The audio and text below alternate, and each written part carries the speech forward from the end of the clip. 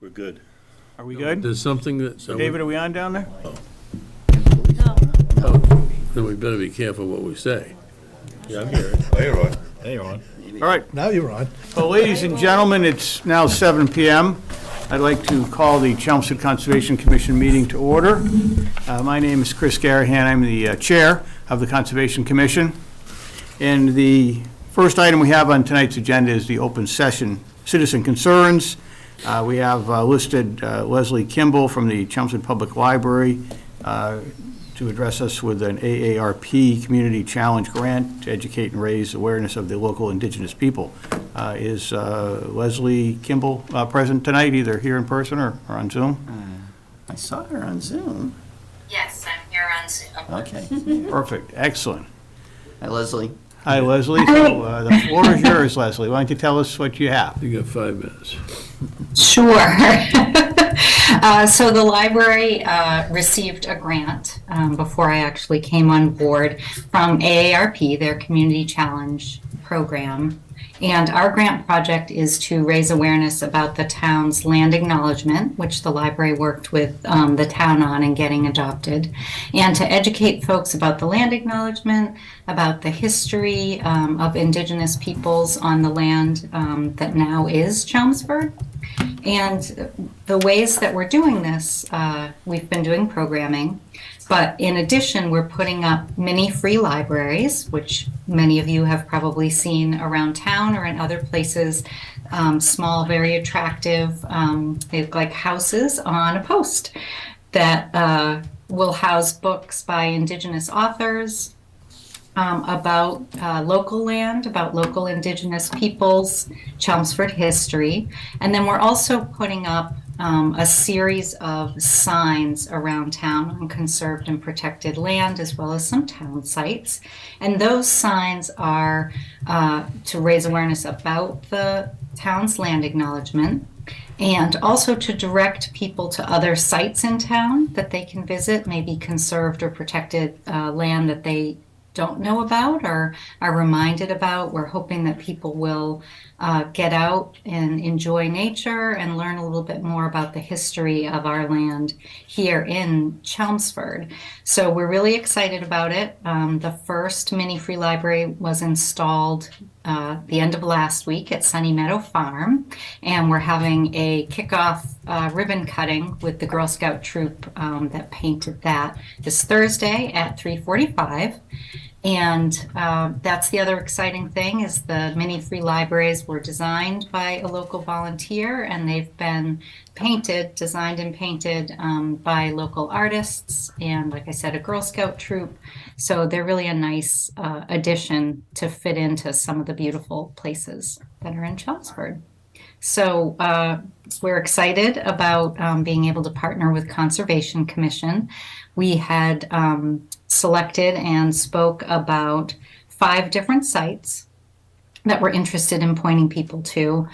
Cranberry Bog, the George B.B. Wright Reservation, Thanksgiving Forest, Crooked Spring in North Chelmsford, and then the Warren Pole Reservation, which I know is a fairly new property being managed by the Conservation Commission, which I had the opportunity to go to, and it's just beautiful. So those are spots where we would be putting up one of our signs, and then at Crooked Spring and Warren Pole, we'd like to put up one of the mini free libraries at each site. And then the library would be making sure to keep those stocked with materials, with the books and things that people are welcome to take. And so we'd be keeping an eye on them in those ways. Well, Leslie, thank you very much for the presentation. This sounds great. I guess from the Concom perspective, I think what we need to do is take a vote this evening to support this project, and unless commissioners have some questions, it just sounds like a great thing that you're doing for the community. We'll just take a vote of support and endorse the efforts that you're going to make. Chris, I'm sorry, I have one question. Dave, go ahead. Why aren't you picking Oak Hill, which is our only reservation in North Chelmsford? I believed that Crooked Spring was in North Chelmsford. I apologize if I... Oh, well, I suppose it's on the close. But Oak Hill is our biggest reservation, and in fact, a number of people have spoken to me about what they believe to be the history of indigenous Indians on the site. And some work has been done at the University of Lowell at Oak Hill. So and it's a good-sized parking lot, and I'd just like to have, if you're gonna do it, I think you should have a presence in a significant part of North Chelmsford. That's a great suggestion, and that's definitely something that we can do because we can add sites. I'd love it if maybe somebody from the commission or David, maybe I could meet somebody over there someday and someone could show me around. Absolutely, we'd be glad to do that. You don't know where Oak Hill is? Okay. She's not I'm- from Chelmsford. Okay. I'm not from Chelmsford, and I only give you started those. working at the library in late July, so I'm definitely learning my way around town more, and it's been a pleasure getting to see some of these places, so I would love to go It's and a nice, visit. it's an absolutely nice spot, so we just can make check that in. happen. Yeah, we'll absolutely make that happen. We could Between really- 7 yeah. commissioners and our agent, we'll make sure you got a nice, fine escort out around the Oak Hill property. I do think we Excellent. ought to I love revisit it in a year and just see how it's doing. Because you're not asking for permission forever, are you? Or are you? It doesn't have to be permission forever. Let's take a The look at it in signs- a year, okay? Just to make sure it's working right. I think it will, but That's fine. We'd love to have you come back in a year from now and just give us an update of what's happening and how things are progressing.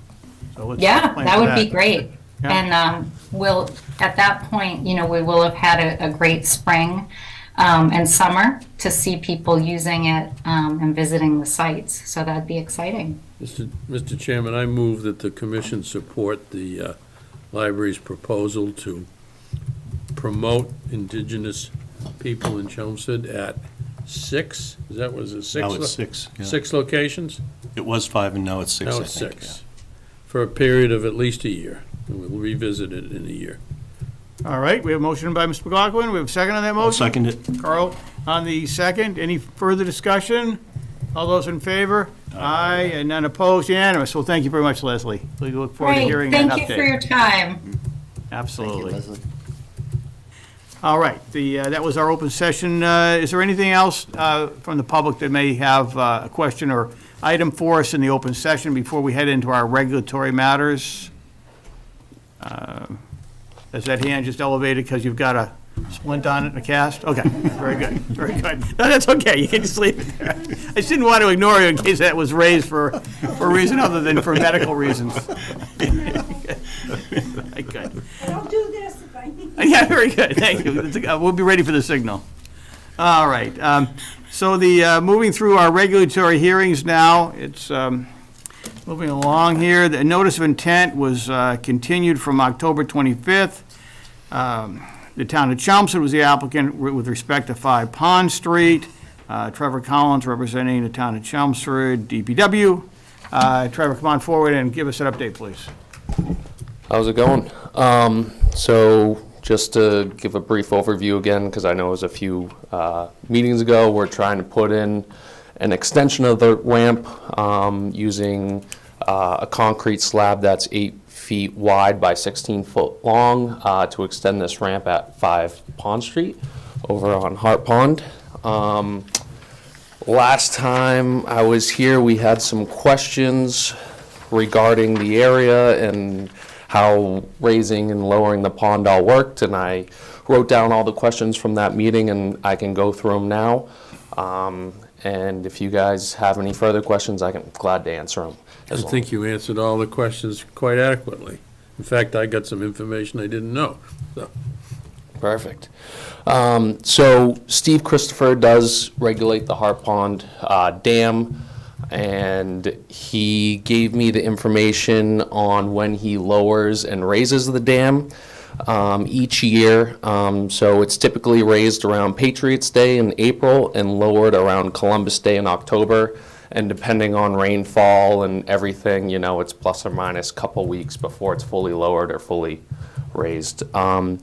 When it's fully lowered, the bottom of the dam sits around 195.1 for an elevation, and when it's completely higher, raised up, it sits around an elevation of 196.2, so a little over a foot difference in that And are elevation. those going to affect your plans at all? So, That was the reason we asked the question, right? yep, so that will, when the water is lowered, that will send the water far enough out so that while we're working completely out of the water. So he said, depending on if we want to do it during the heart of winter or maybe late fall or early spring, he'll work with us on the dates and times to make sure the water's lowered in time for us, and we'll work completely in the dry. Excellent, So, yeah. excellent. So that answers that. The next question was, is the soil there border vegetating wetlands? And does it need to be replicated, and at what ratio? So I went into the bylaws for Chelmsford and I got this chart from there. And we determined that it was a herbaceous wetland, and considering the fact that it is such a minimal area in a picture you guys saw last time where I highlighted it in red, it's only 55 square feet. I propose that we still only replicate it 1-to-1 because it's not that large. I think you do more damage trying to make it larger. Well, that's kind of where I was coming from, too. Right. Yep. You mess around with that, you're gonna, as Mark said, make more damage. Well, and Trevor suggested a better location that I very much agree with. I'll just show that quickly for the replication area. Oh, yep. See that right there? Good. I think that makes a lot of sense to put it there. Something else that was interesting is that when I went out to do soil tests, trying to determine whether this area here was hydric soils, whether it was actually BVW, found a couple of very large concrete slabs that were there. Do you know anything about that? No. It looks like they've been there. Didn't for- do it, though. Oh, I didn't do No, it. no, that's not what I meant. But it looks like they've been there a long, long time. I mean, they were covered with soil, but that actually, the flip side of that was it actually cuts down the amount of BVW, the amount of wetlands that's actually being filled. And so that really consideration, helped yeah. in terms of, Right. reducing the size of the replication area. So, yep, so that's where we'll replicate the area, and we'll do it at a 1-to-1 ratio. The next question was, does this ramp fall under the Chapter 91 jurisdiction? And what David considered to be mean low water was the water level in the winter time when it was lowered all the way down. And since we are working out of the water during that time, and which is above mean low water, that exempts us from Chapter 91, is what the conclusion David came to. So that no part of the ramp is actually within the lake. No part of the good. ramp is actually within land underwater. Good, so simple, good. Yep. All right. The next question was, is it possible to replace the asphalt part of the ramp with concrete?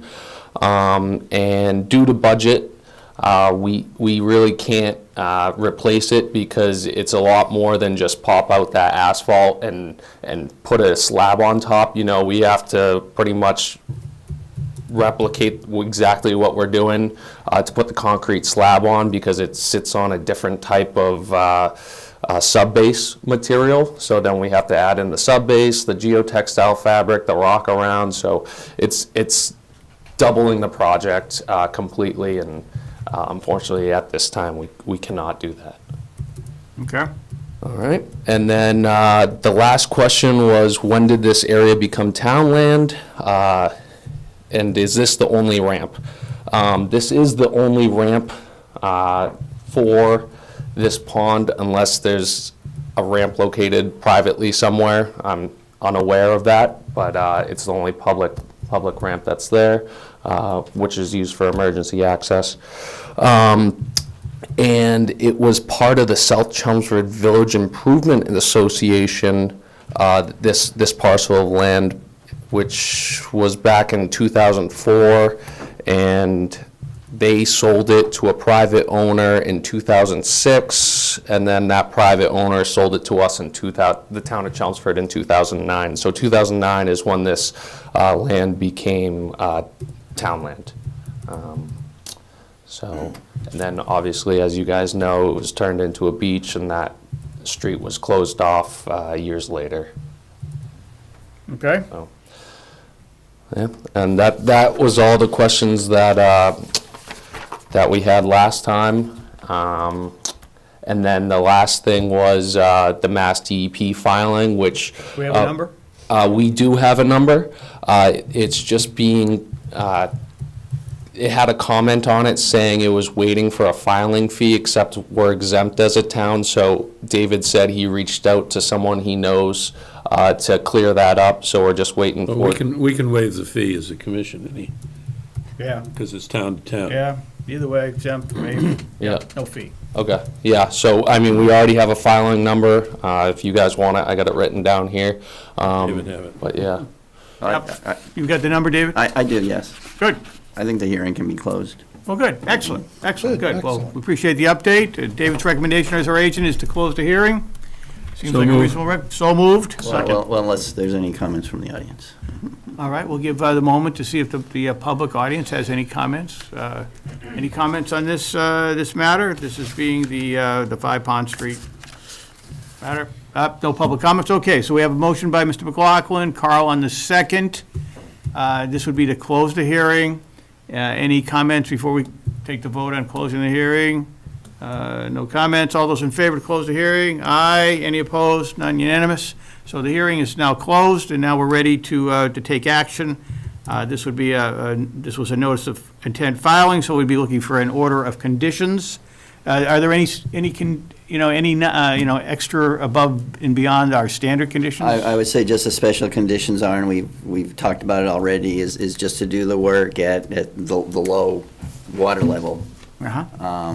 Again, so to hopefully prevent the need from doing anything in the water.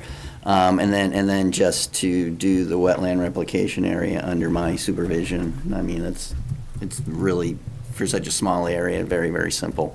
I don't think there's any need to hire, a professional to oversee that. Yeah, well, we got our own professional. Stevie, you finished lowering the ponds? So you guys can work during the winter? if you want. most likely it'll be sometime, once we get through the winter. We got some other projects lined up Just here, remember, he so- starts to raise it again in April, right? Yep, so I got his email and his phone number. I'll be in communication with him and obviously update Dave when everything's happening, so everyone's on the same page and he can be out there for replication when it needs it. Okay, good. So then we're ready for a motion then for the order of conditions, but also a provision that the work be done during the low water level period of time, as well as the fact that our agent be there to oversee any of the replication. I move we issue a standard order of conditions with the two special conditions that you cited for 5 Pond Street. Motion by Ms. McLaughlin. Seconded by Chris Tamula. Any comments, questions, dialogue before we vote? None? All those in favor? Aye. Any opposed? None unanimous. You're all set. Thank you very much, Trevor. Thank you very much. Good job, Trevor. Thank you. And good luck. All right. Okay. Next item on the agenda, we have a notice of intent filing Scott Crowley, 28 Harley Road. We have Kenneth Linnea, Cornerstone Land Associates LLC, representing the applicant. Do we have a legal notice, Carl? Yes, we do, Mr. Chair. Pursuant to the provisions of the Massachusetts Wetlands Protection Act, MGL 131, Section 40, and the Chelmsford Wetlands Bylaw, Chapter 187, the Chelmsford Conservation Commission will conduct a public hearing in Room 204 at the Chelmsford Town Offices, 50 Billerica Road, on Tuesday, December 13th, 2022, at 7:05 PM to consider the notice of intent filed by property owner Scott Crowley for proposed work within the 100-foot buffer zone to bordering vegetated wetlands at 28 Parley Road, further identified as Assessors Map 120, Block 425, Lot 3. The project entails construction of a garage addition, associated drainage, grading, and installation of utilities. Mr. Chair. Thank you, Carl. Thank you very much. And now we'll have the applicant give us a presentation and an overview. Absolutely. Good evening, Mr. Chairman, members of the commission. Kenneth Laney of Cornerstone Land Associates, representing the applicant with me is Mr. and Mrs. Crowley. They're in the rear of the room.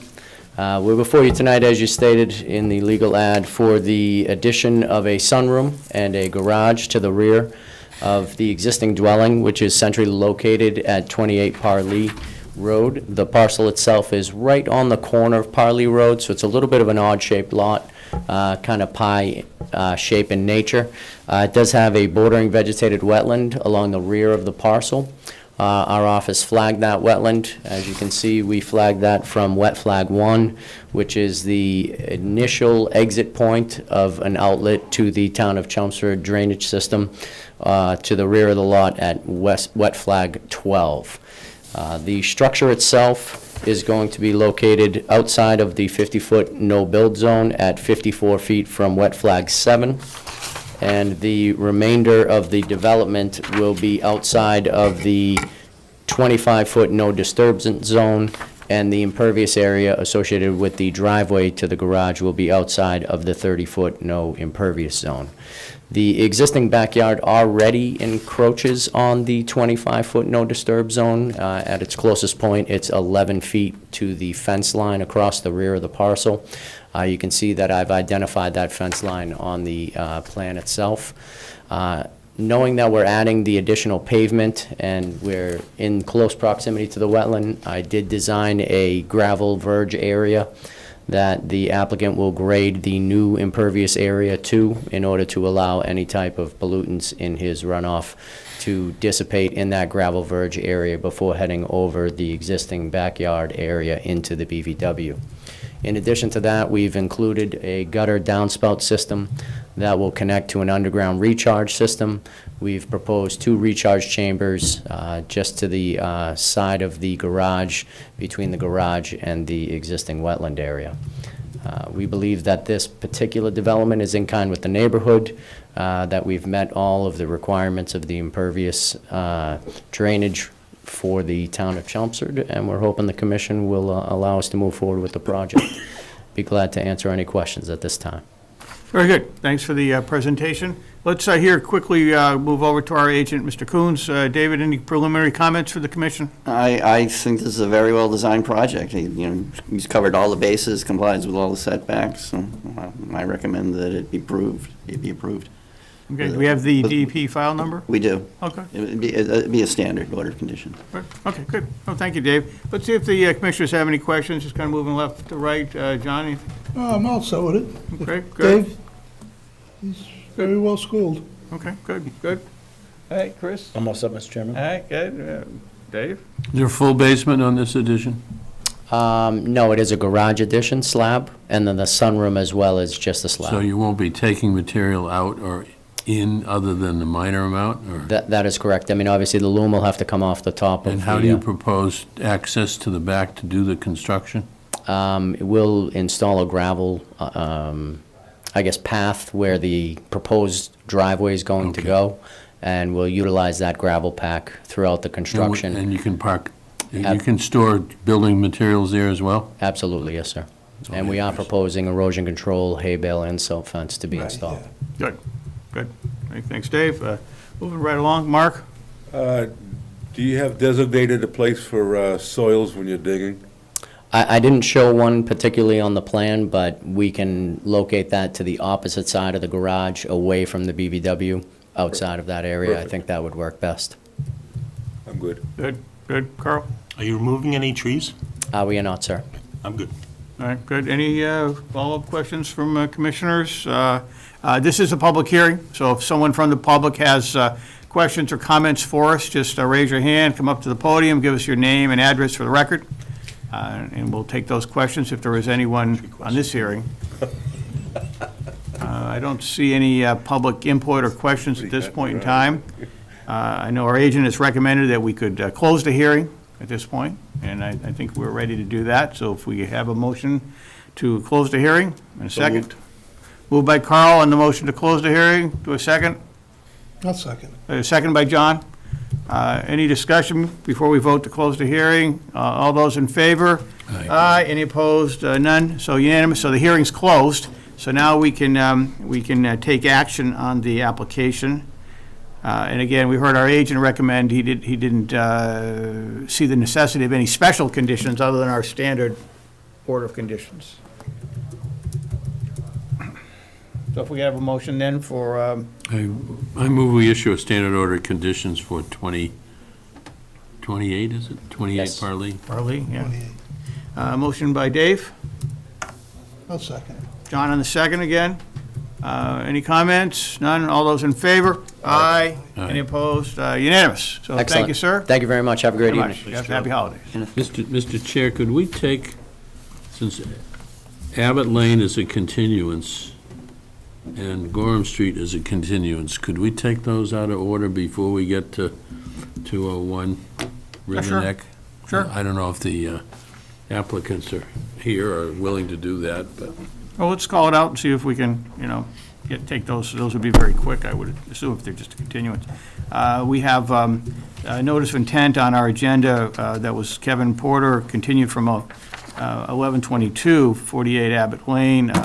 Mr. Hushi Afshar from Taj Engineering was representing the applicant. I don't, is Hushi here? I don't see him in hearing line. I spoke to him a little while ago. He said he would be here, but I did tell him that it would probably be a little later than all we're right. getting it So- to now. I didn't anticipate. So we'll just, Take it out we'll of wait order. then a bit. It was, honestly, that's okay.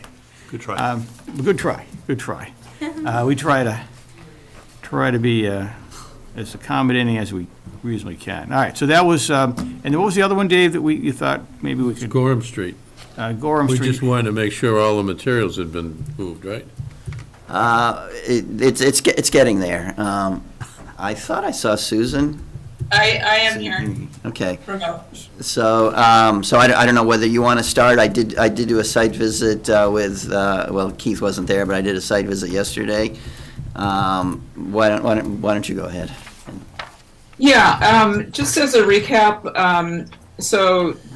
just to remind the commission, the project consists of the construction of an addition and after the fact filling of with excavated soil within the buffer zone when they dug out the foundation for that addition.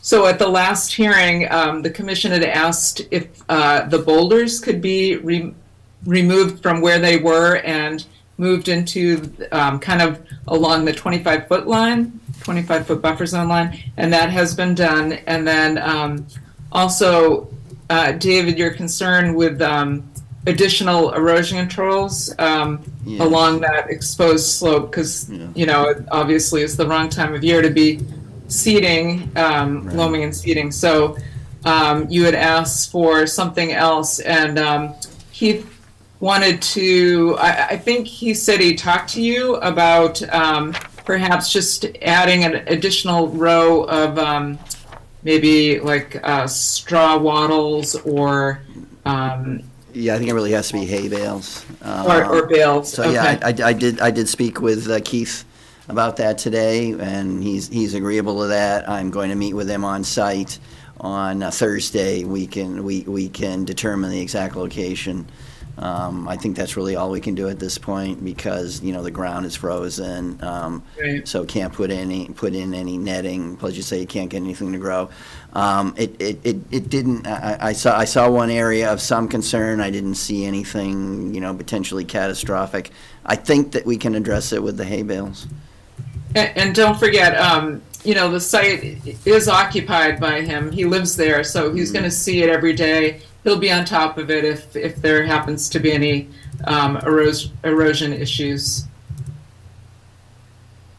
Well, and to be upfront, I'm going to ask him if I can regularly visit the site as well. Is that okay, Keith? Yeah, I'm If sure I do you that? won't mind. Yeah. Absolutely. Thank you. Oh, there you are. Good. So, David, in your opinion, where are we with this? Are we ready to close, or do we need? another continuance? I'd like to keep it open until I'm, satisfied that, and comfortable that, all the potential erosion issues have been addressed. Okay, so do you think, when's a good date to come back to, do you think, wrap things up? I think that the first meeting in January, Okay, which is what date's that? that's January 10th. 10th? I mean, I'm not sure that I will recommend that the hearing be closed. I think that's a good time to, do a review, an update. Okay. Questions, any comments, anything else from commissioners right now? It kind of depends on the weather. If we get a snowstorm, you're not going to get anything done there. It does, we're at that time of year, Right. yeah. I mean, are you just continuing till he installs that additional erosion control barrier? Well, maybe. I mean, that may be all it will take. Hopefully, that's the case. But I want to keep a little bit of a longer eye on it. I mean, we are definitely going into potentially wetter season. In fact, I think we may be getting an inch of rain possibly this weekend.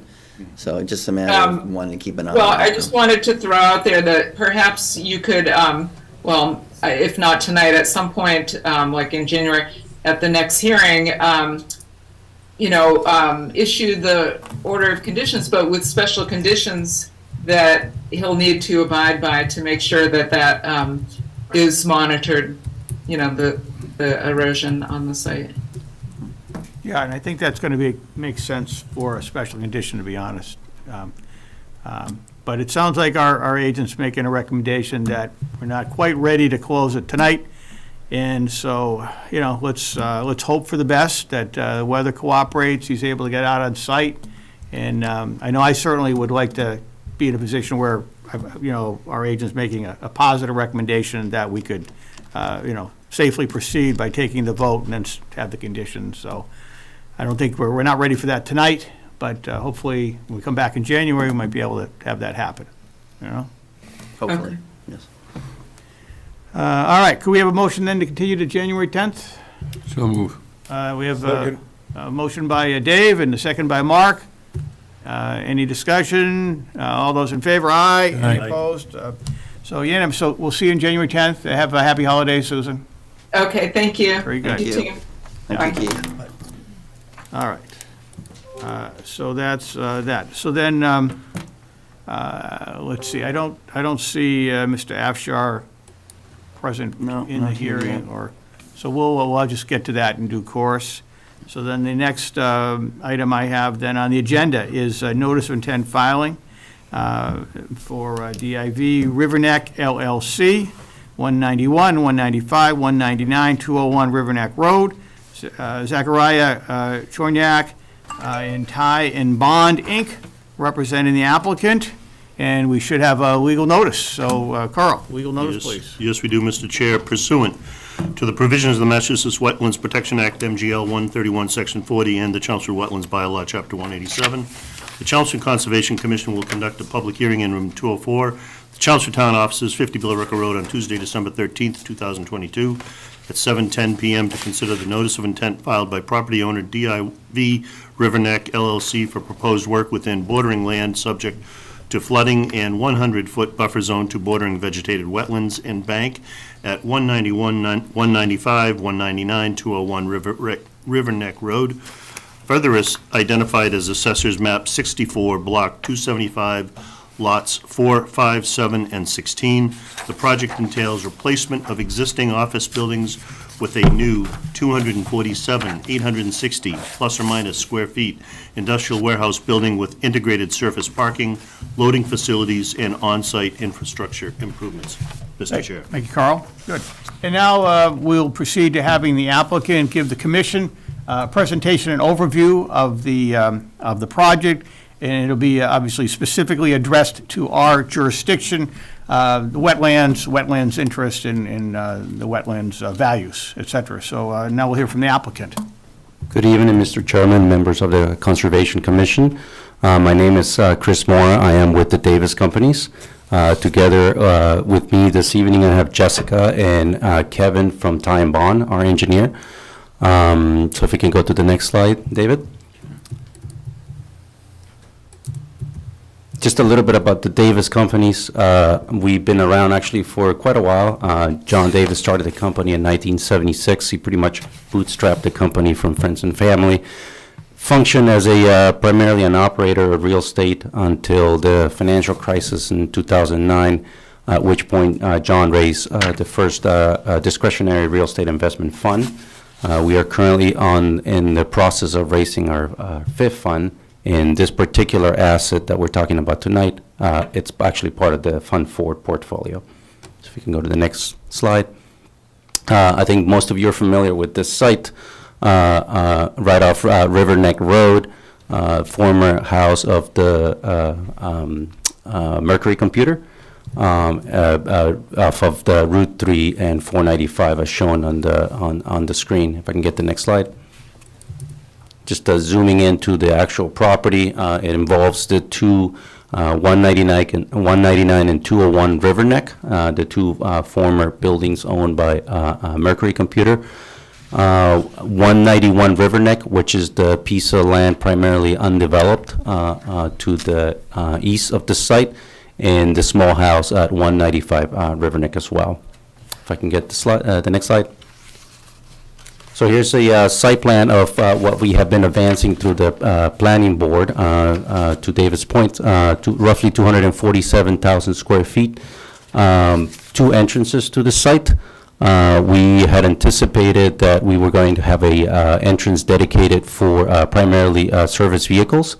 The loading docks are on the back side of the property, so as you can see, the anticipation was that the entrance to the far east would serve that purpose, with the entrance sort of in the middle of the site serving primarily vehicular access. We have been advancing this, as I said, for a while now with the planning board, and David, if you can go to the next slide. Here's a summary of all the meetings that we have had with the planning board. Now, if I can just interrupt, I want to focus the meeting on the wetlands lines, the wetlands issues, and not necessarily spend much time on the planning board, a separate committee and jurisdiction. So, I mean, a little bit's good, but I just wanted to caution you not to spend too much time on it. Understood, and I'm probably 30 seconds away from finishing my piece and letting the engineer dive into that piece. Okay, great. So what I wanted to point out, as you can see, we've been going at it for a while with the planning board, and we have had several meetings with the community. There are issues that we're still continuing to work with the planning board. At the last hearing in October, we requested a continuation to January 25th. We put on the table a potential solution to some of the traffic concerns the community has had, and thus why we requested that 90-day continuation. At the same time, we decided that it was the appropriate time to begin the discussion with you folks, since we have had feedback from the planning board and continuing to have the feedback from the community. It is time for us to get the feedback from this board. So to your point, Mr. Chairman, I want to make sure that at this hearing, we obviously keep it constrained within the purview of the items related to the Conservation Commission. So with that said, I'm going to pass it on to Jessica, who's going to do a technical presentation. Thank you, Mr. Moore. Thank you.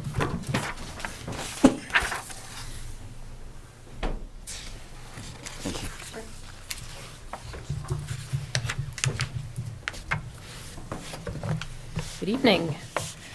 For the record, Jessica Roberts, professional wetland scientist from Ty and Bond. So David, you're advancing slides. Could you advance to the next slide, please?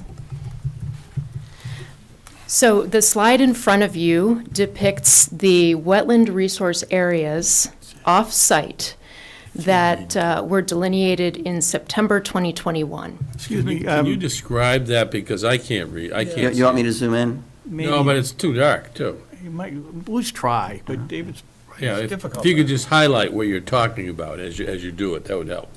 Sure. Yeah. David, I'm wondering if, can you make the main slide full size so we don't see the smaller slides on the left? I know what you're asking. Go to the top where it says view. Yeah, you click up on view. And just click on, Fit to window? no, actually, slideshow, click on slideshow right there. And from current slide.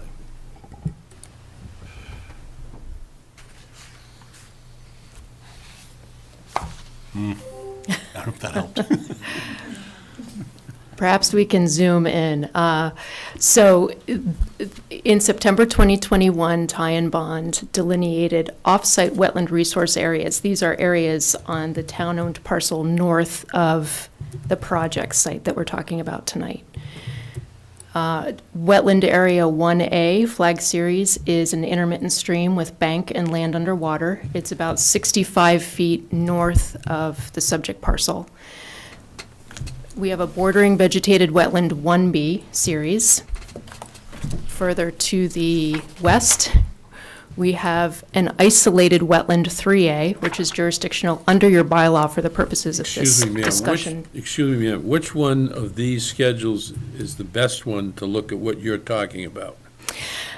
I'd recommend, do you happen to have the package of the NOI package? There are some I've got- great, I've got about 30 schedules in here. there one of are them- some GIS figures Yeah, in, but do you know which number it is? Well, I don't, it's, I think what she's saying is it's not going to be in these plans, right? It's going to be, I can, That's what I want it to is, know. it is in the plans. There are some fancier color figures in the bound notice of intent document that we could pull I can up. bring that up. Okay. Admittedly, the 11 by 17s are challenging to read at the level of detail you're looking for, so trying You're to find. talking about an area that's on the north to northeast of your site that abuts conservation land, is that correct? The conservation land, the wetlands were delineated on the conservation On land. conservation Yeah, land. Is on any the of the town-owned wetland land. delineation on your client's land? None of the wetland flags were placed on our client's Okay, land. so, but it's within the 100 feet. It's within the 100 feet, but we also have bordering land subject to flooding that extends onto the site. Figure 4 in Appendix A. Thanks, Kevin. Okay, you have any idea what page that would be on? 552 of the PDF. Okay.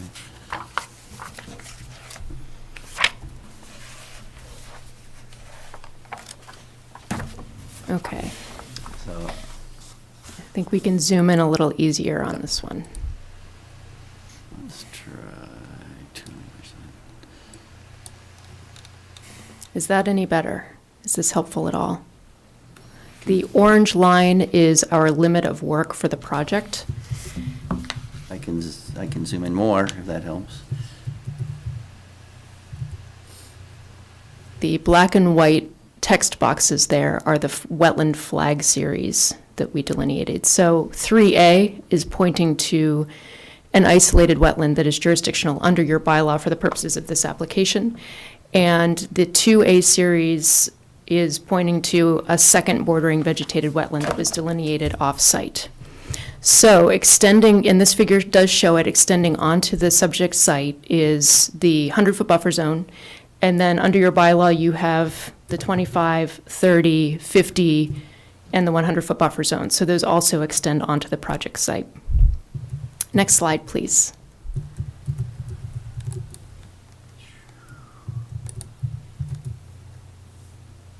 Okay, so this slide is a image of the FEMA mapping. Yeah, go right up there, Dave. Take a look. The blue area shown on this figure is the 1% annual chance flood. The orange area is the 500-year floodplain. The Wetlands Protection Act does not regulate 500-year, so the focus of our presentation is on the blue 1% annual chance flood. And next slide, please. You'll notice that the 1% annual chance flood on this site overlaps the stormwater detention basin, an existing basin in the northern portion of the site or on the 201 River Neck Road parcel. So again, the blue area is bordering land subject to flooding, and you can see the topo contours here. It overlaps and is mostly confined to the existing basin. So the floodplain elevation is 107.3. Yes. Yep. Next slide, please.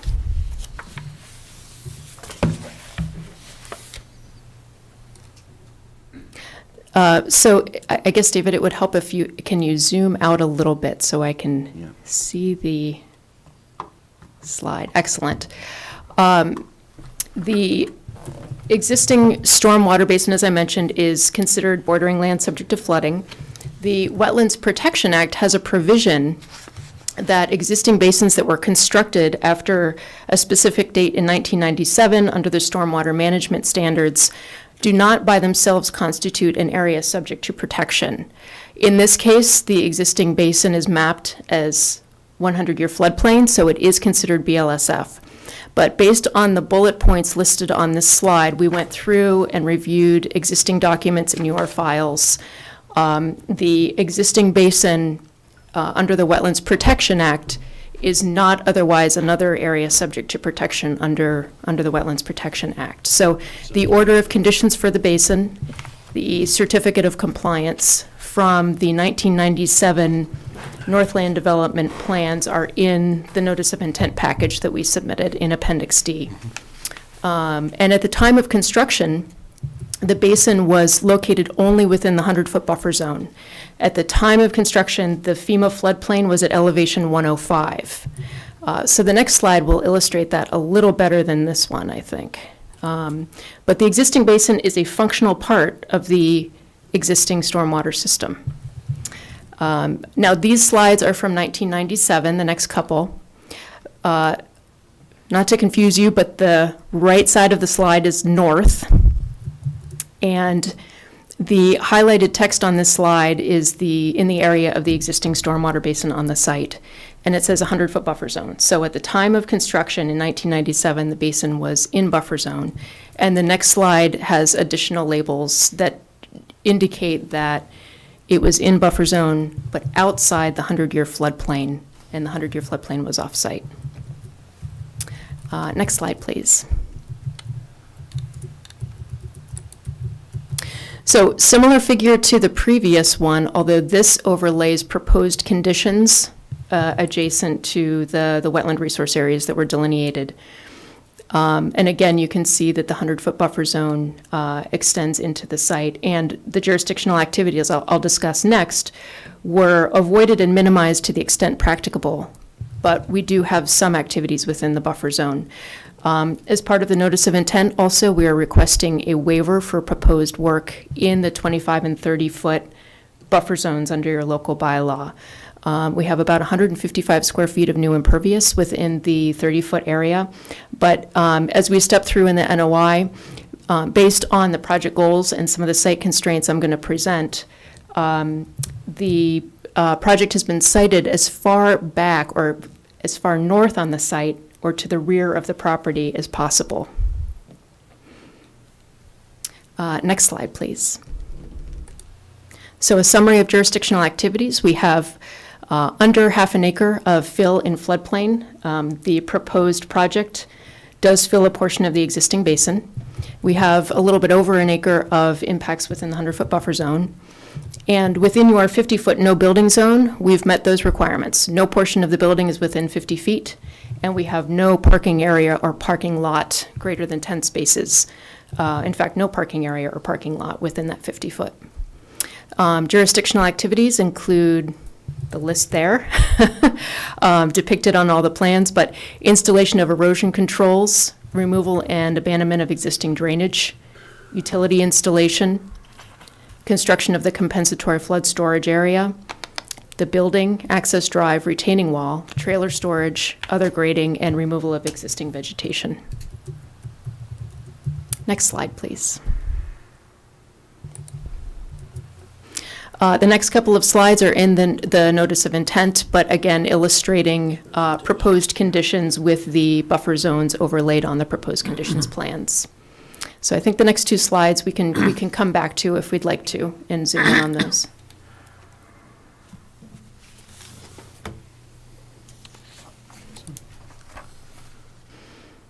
Okay, compensatory flood storage. One of you all know. Excuse me, Jessica, just Sure. one, Ms. McLaughlin, I think, had a good point. If you could get, through our agent, a copy to us of the PDF that you're showing tonight, presentation. We can't see. I certainly can't see it. It'd be most helpful. I just Sure. have to listen to you, which Follow is up item. fine, but I can't see what Yeah. you're commenting. Okay, Sure. great, thanks. Sure. Yeah, sure, good, well, yeah, please proceed, yeah. Okay.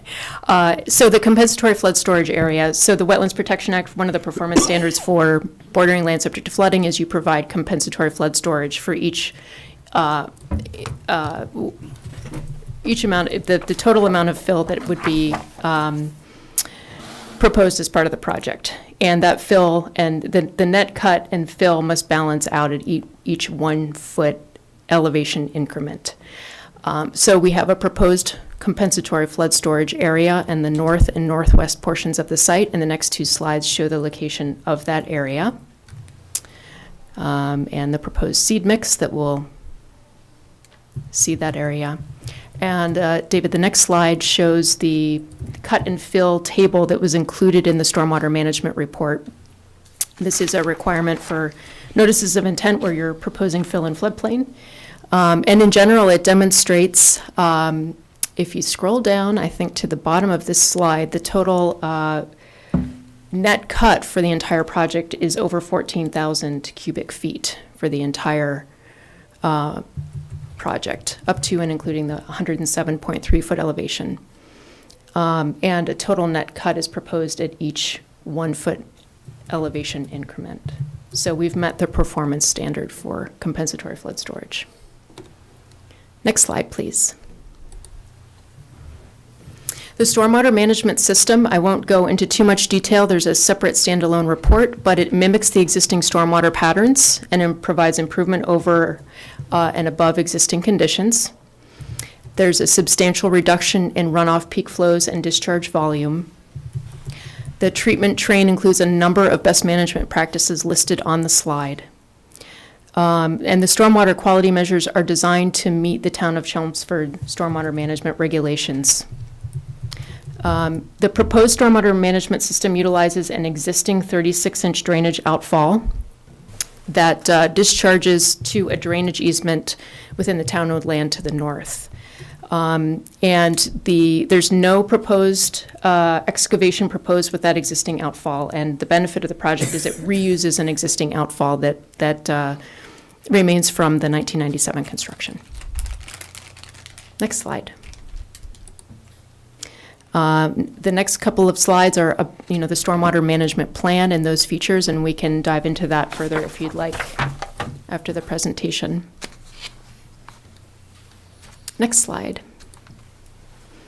Rare species. So I just want to flag this, as certainly rare species is going to be an issue that's going to be important to the Conservation Commission, so I just want to flag that, and I'm sure we may have some in the audience as well that care about it a lot. Okay. So on one of the earlier slides, there was an image that showed the black hatching on the town-owned parcel to the north, so not on the project site. The black hatching to the north is the natural heritage mapped rare species habitat. So no portion of the project site is located within the limits of mapped habitat, estimated or priority. The town-owned land north is mapped.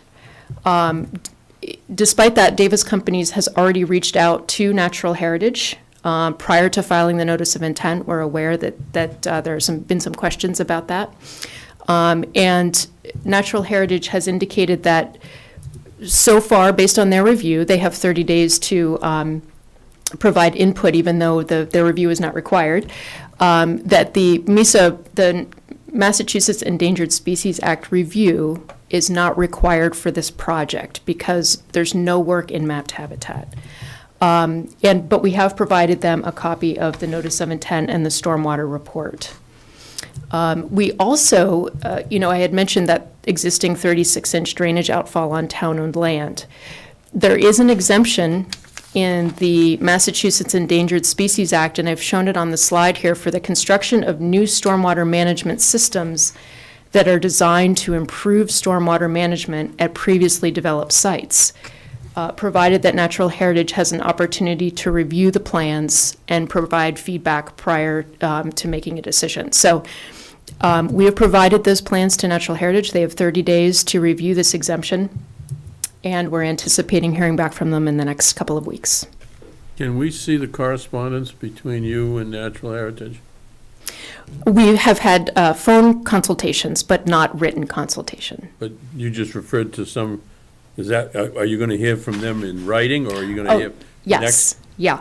We will receive an email or a letter from them. Sorry, I misunderstood your, I meant all of it, but since it's on voice, if there's any final report, or reports, I'd like Sure. to see them. sure. We will provide that. Next slide, please, David. There are two species that have been identified out there. One is northeast of your site. The Blanding's turtle has been identified there. That's probably too far away from your site, Uh-huh, but you ought to be aware of it. okay, The other is to the southwest of your site. Zoo New England has done a study on wood turtles. That study has been completed. They're going to monitor the wood turtle population for the next couple of years. That may be far enough away. The question for you guys is going to be, would we expect to see any migration of wood turtles up to your site? And is there a way we can manage that? Not- sure, It may be too far away. okay. Well, in our, I think this slide will address a little bit of what you were just mentioning. In our discussions with Natural Heritage, while we're not required to file with them, Davis Companies has offered to install a turtle barrier along the northern boundary of the limit of work.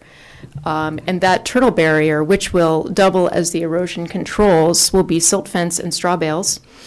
And it will extend minimally 200 feet along the western and eastern sides of the limit of work and include what they call a J-hook, so that if by chance a rare turtle were to get close to the site, it would be redirected back to the wetland resource areas. Somebody standing there with an arrow?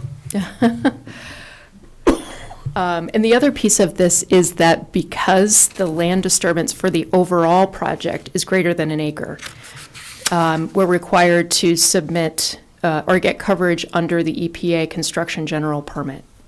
And that requires the preparation of a stormwater pollution prevention plan, or a SWIP. And the benefit of a SWIP is that you reach the contractors and even any third-party SWIP inspectors that are required to visit the site. So within that SWIP, we can provide information about the rare turtles, provide a fact sheet about those turtles, and provide instructions for how to report any rare turtle observations within the limits of the project site during the work. So those are the discussions to date. Next slide, please. Hard to see, but the turtle barrier is shown on the plans along the northern portion of the limit of work. It's not highlighted here, but I guess, David, if you can swing over to the left of the slide, we can show where the J-hook is. Left and down. Over here. Yeah, way over on the left side of the site. Yeah, so where the erosion controls hook, there's a little hook right there by your arrow. That's the J-hook they were talking about. So it ties into where the topography gets steep again. So, and maybe you haven't heard definitely from Natural Heritage yet, are they suggesting or maybe requiring an actual turtle protection plan to be developed? No requirements. This is all offered by Davis Companies with Natural Heritage discussion. Very nice. Okay.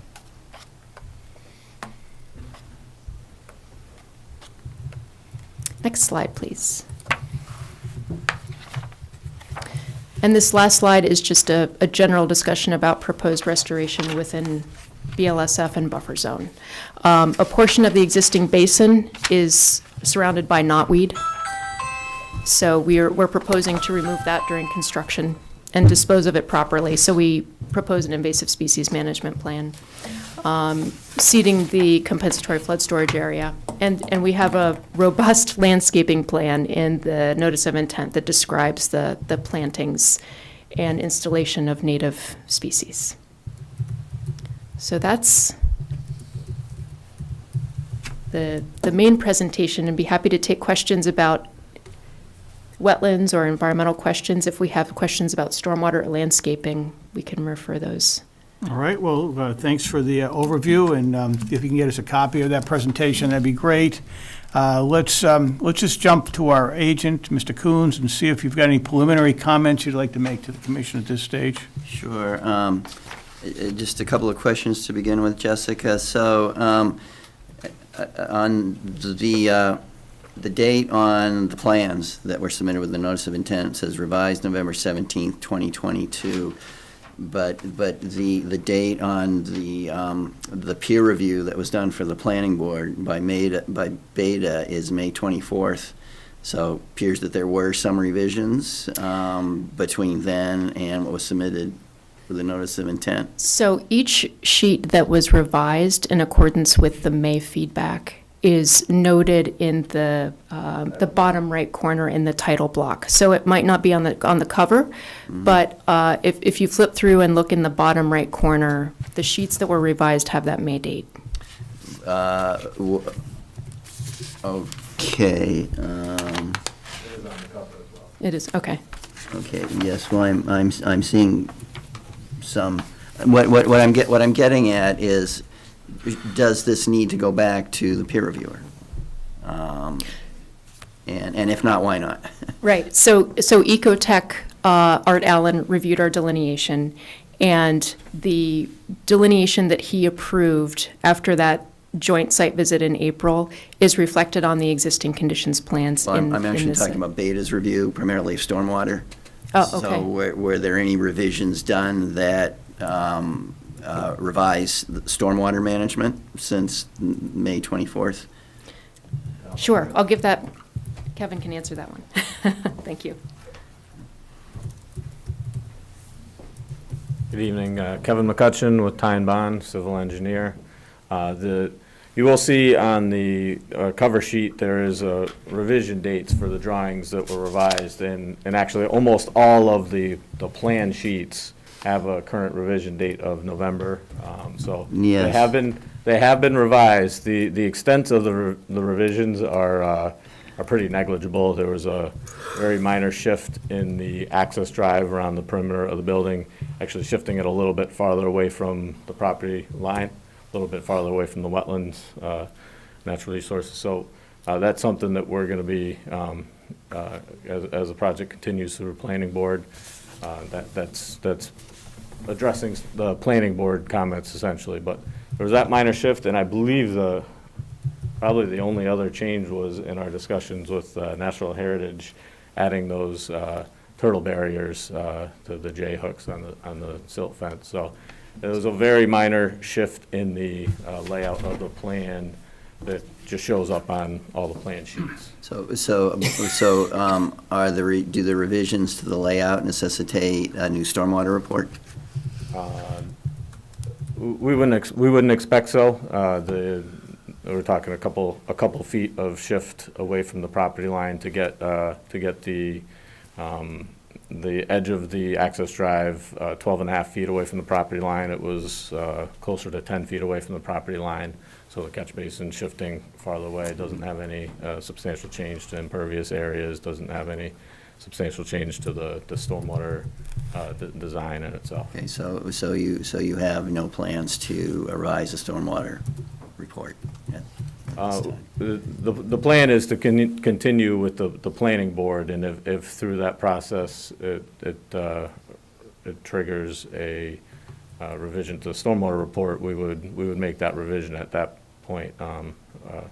Wouldn't say that the revisions on the plan would currently require any change to the report itself. Well, should the commission keep this hearing open pending that process with the planning board? Leaving open the possibility that there may need to be revisions to the stormwater management? I mean, regardless of how minor they are, just for the sake of thoroughness. Yeah, we could refer to the land use attorney, but possibly discuss those changes with the town and the third-party reviewer to see if it warrants a revision to the stormwater report and get that input. Okay, so you're proposing to do that through the planning board, or would you like this board to do that? Well, we have a quick review of the planning board, so for consistency, I would think we'd want to stay, I'm not on mic, but.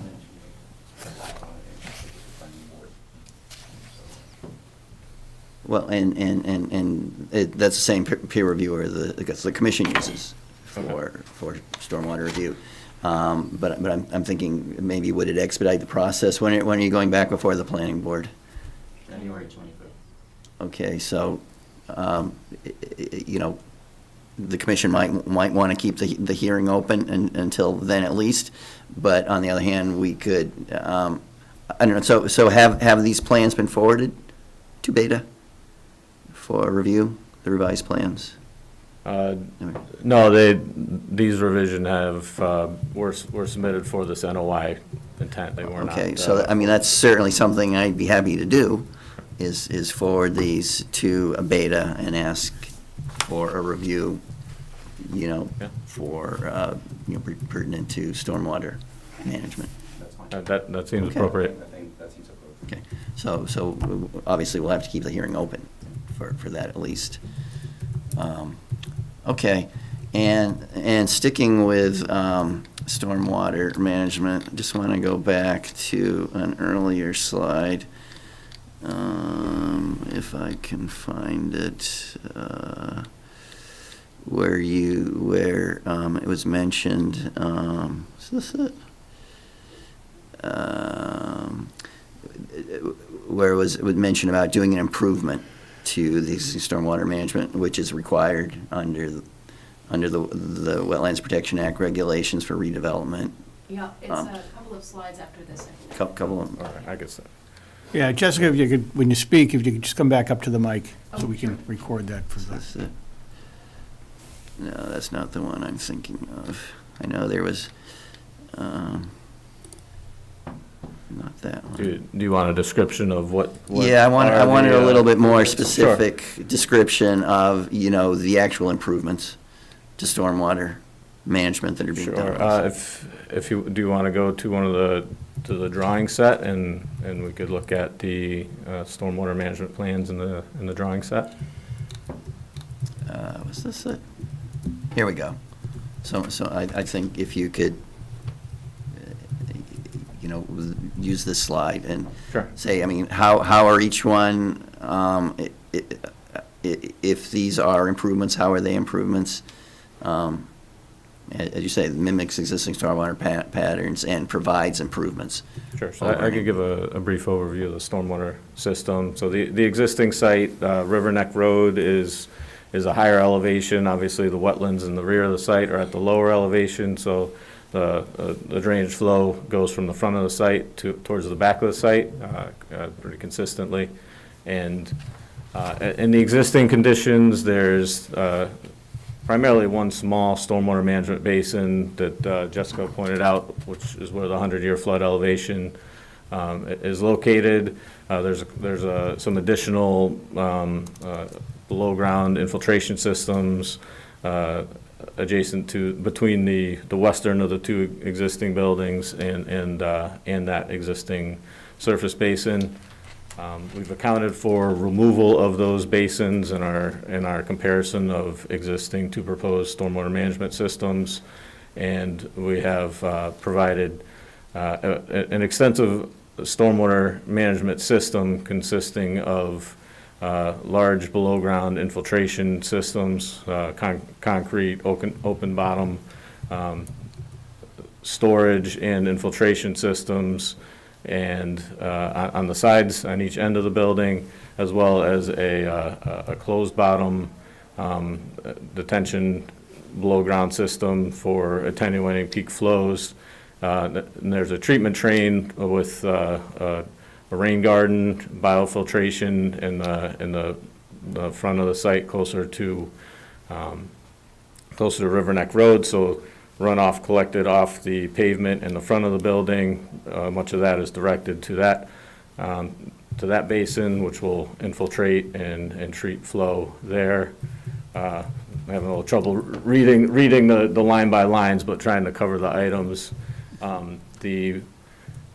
Upstream of any of the infiltration, upstream of all of the infiltration systems, there are hydrodynamic stormwater separator systems to remove sediment and floatables from. Excuse me for a minute, System? Mr. Chair. In response to your question, David, I think it would be appropriate if the applicant responded to you with an answer to each of the line items as to, your Sure. question is, show us where the improvement is and what the improvement Yeah. is. If- Just include it on the report, and then we can look at it. Sure. Right, so substantial reduction in runoff peak flows and discharge volume. I mean, you did describe. So in those. the report, if we want, we could find the table in the report, but there's to meet the stormwater requirements for the state and the town of Chelmsford, required significant infiltration systems, which the result of that was a significant decrease in peak flow leaving the site from the 2-year up to and including the 100-year storm events. I'd be happy to find the table to show the numbers, but they are in the. I don't think we need to see the actual numbers, but it sounds like, so the way you're accomplishing that is just by having more infiltration chambers, or more infiltration. Correct. Of the groundwater. Correct. Into the groundwater. Correct. There are multiple around the site, large infiltration systems as well as detention systems. So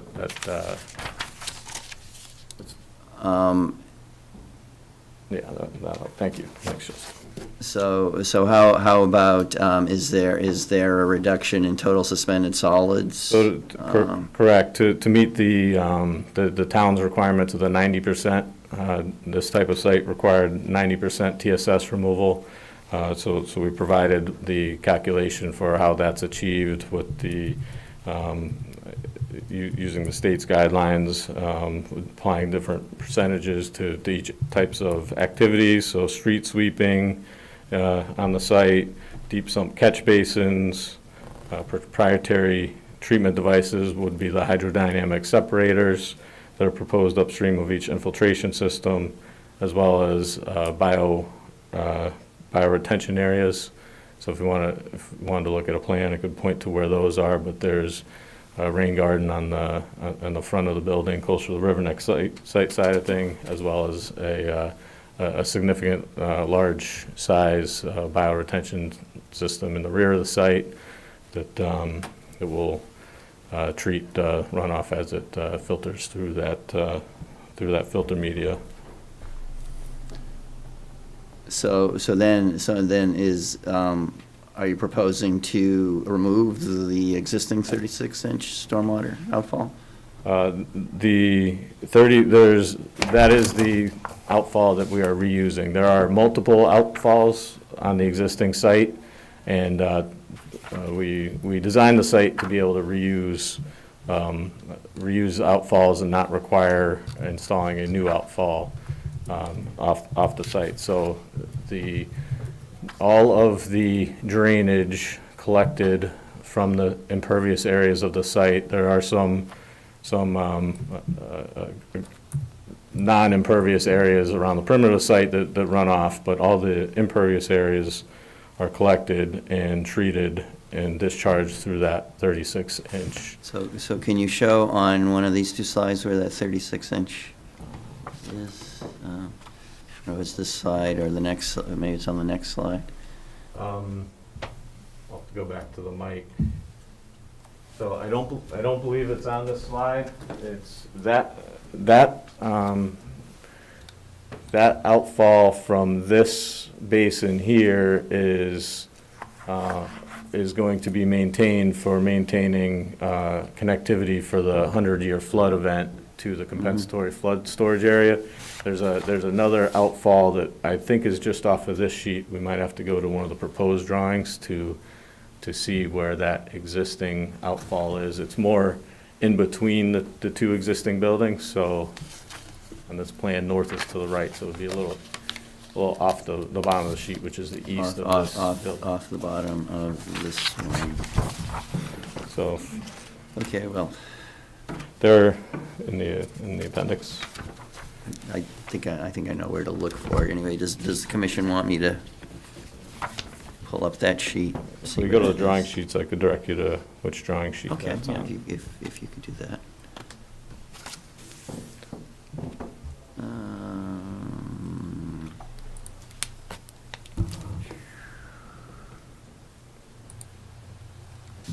Well, let's see if we can look at it. Otherwise, I mean, we're going to be coming back another time. We're not going to get this resolved tonight.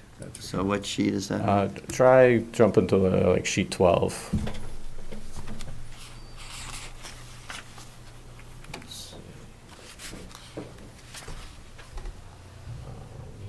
Be a few more sheets, probably 4 more sheets from here.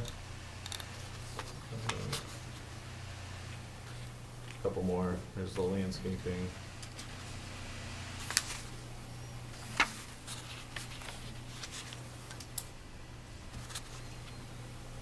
I think it should be the next series. Well, yeah, one more sheet. So here's the western half of the site. The outfall, I believe, is just off the side here. Go one more sheet as the eastern half of the site. So all of the flow discharges to a basin here, which has an under drain system. Piping just goes around compensatory flood storage and connects in with the light line right here is the existing 36-inch that discharges off-site right at this location here. I can just zoom in a little bit on that. Oops. So I think that was like 20 or something.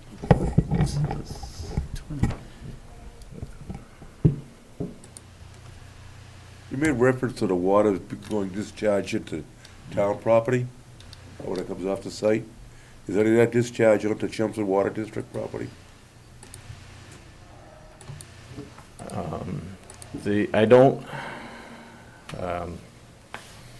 I don't recall for sure if that is the Chelmsford Water District property. I can point to. The Chelmsford Water District property is to the more to the west. southwest of Orleans. So I can point to where their offset is, which is on the west edge of the property. You know, I apologize, if you go 2 more sheets, it's actually, this shows it, but the 2 more sheets shows it better than this sheet here.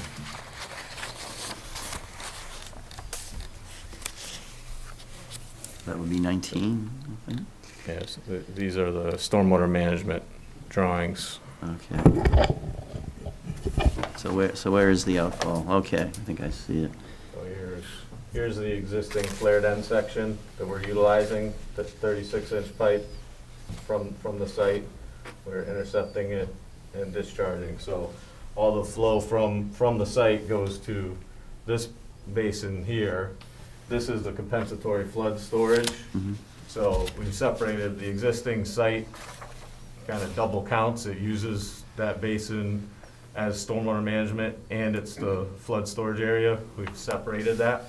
So the flood storage, drainage from the site doesn't go to the flood storage. That'll stay dry for flood storage. All the stormwater management from the site goes to this bioretention basin and then discharges out and utilizes the existing outfall. So is that what you need the exemption from MESA for? Is that outfall? Okay. Just curious about that. So I think really my only my last question is, what about runoff from the roof of the proposed building? How is that handled? So runoff from the roof, if you zoom out a little bit, is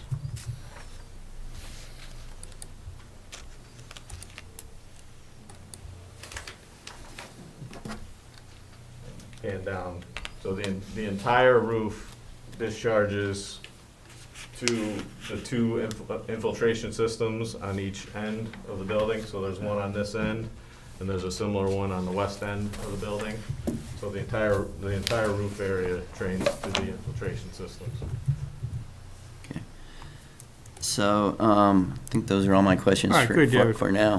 Good. Just want to make one other comment. I think with regard to the bylaw, it's a matter, I mean, if the commission is inclined to approve the project, I think it's a matter of justifying the waivers for the 25-foot and 30-foot setbacks. You know, the 25-foot no disturb, the 30-foot no impervious. Matter of justifying those, granting those waivers. Okay, good. Well, thanks for highlighting those issues and those questions. It's good. Appreciate that. Let's see if the commissioners have some questions and comments as well. We'll start down here. John, your end of it. Anything at this point? As far as if it gets built, snow. I've seen one area for snow proposed right at the front. There's multiple areas. There is more than one. There should be one on the east side of the site as well. I've only seen one. If you are There's seeing, a lot of parking here. if you see one, the next sheet should show you the second one. It's on the right side of the sheet. It's along the east side of the eastern entrance drive is one long one. But there's also an area between the parking and Riverneck Road. I must be missing it. What sheet are you on, John?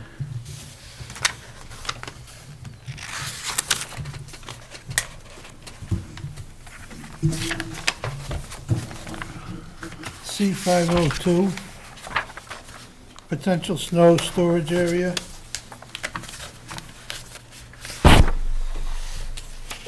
That's the only one I've seen. Geez, how'd you find that? Good gosh, you must have pretty good Well, let's eyes. make a note on that. That's an area that, Right here. That's the only one I've found. That's not marked. The hatchet, it's the same hatching. I think it's typical, I think. There's one in the front and one on the side. well, let's make a note that snow storage is questioned. John, any other questions at this point? How close is this to town of Chelmsford Wells? So Do we know? to your point, there was a third snow storage area on the west side of the site as well, and part of the Chelmsford Water District review comments was to remove that from that area because it was close to their well offset. If you go one sheet before, Right here. so if you zoom out or pan down a little bit, you can see the existing curb of the parking lot is a big radius. That's the offset for the well, matches this. And so we're actually proposing the impervious area a good bit away from where the existing is. So we're farther away from the existing in all locations. We're saying farther away from that offset. We had an additional snow storage stockpile here, which was outside the well offset, but their comment was it was right on the verge of Right, the well offset. right. So we compensated by increasing the size of the others. What's the setback with the wells? Is it 400 feet? I believe it's 400. Yeah. 400, yeah. But certainly drinking water protection's, one of our most important concerns. We want to make sure, before we take a vote, that we're not going to have any adverse impact on the town's drinking water, so. We better ask the water. I think we're going to need a letter from the Well, water department. there should be a letter floating around somewhere from the water department, right? Usually is. Yeah, the water power usually. To make sure, Yeah, it they have- starts with making sure the town can satisfy the water demands of the applicant. So there's one floating around somewhere. John, more questions for now? And just, it's the snow and the controlling, are you gonna use salt with, that type of stuff? You got Route 3, 495, everything right there. It's just, I think we should know what they're gonna use for, ice control, basically. Yeah. You know? And we've done special conditions in the past related to issues like that, Right, yeah? exactly, Wow. right. As part of the application documents, I believe it's included in this application documents is long-term maintenance plan, so you can take a look at what's in there currently. Okay. And I believe it's attached in the stormwater report.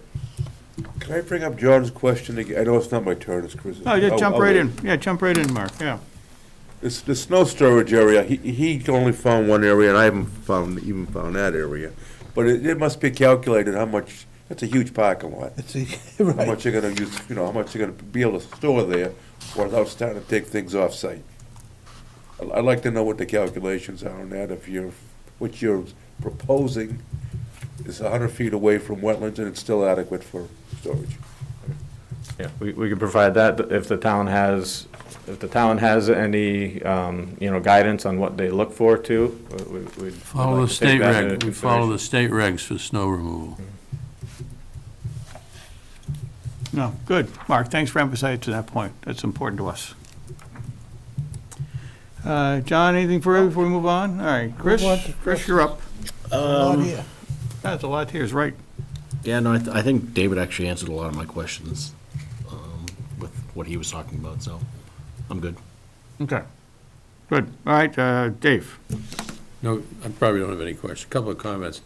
This conservation land that abuts you is designated as a wildlife refuge area. It's not open to the general public. So I want to make sure that your employees and your customers and clients don't aggressively wander into the conservation land.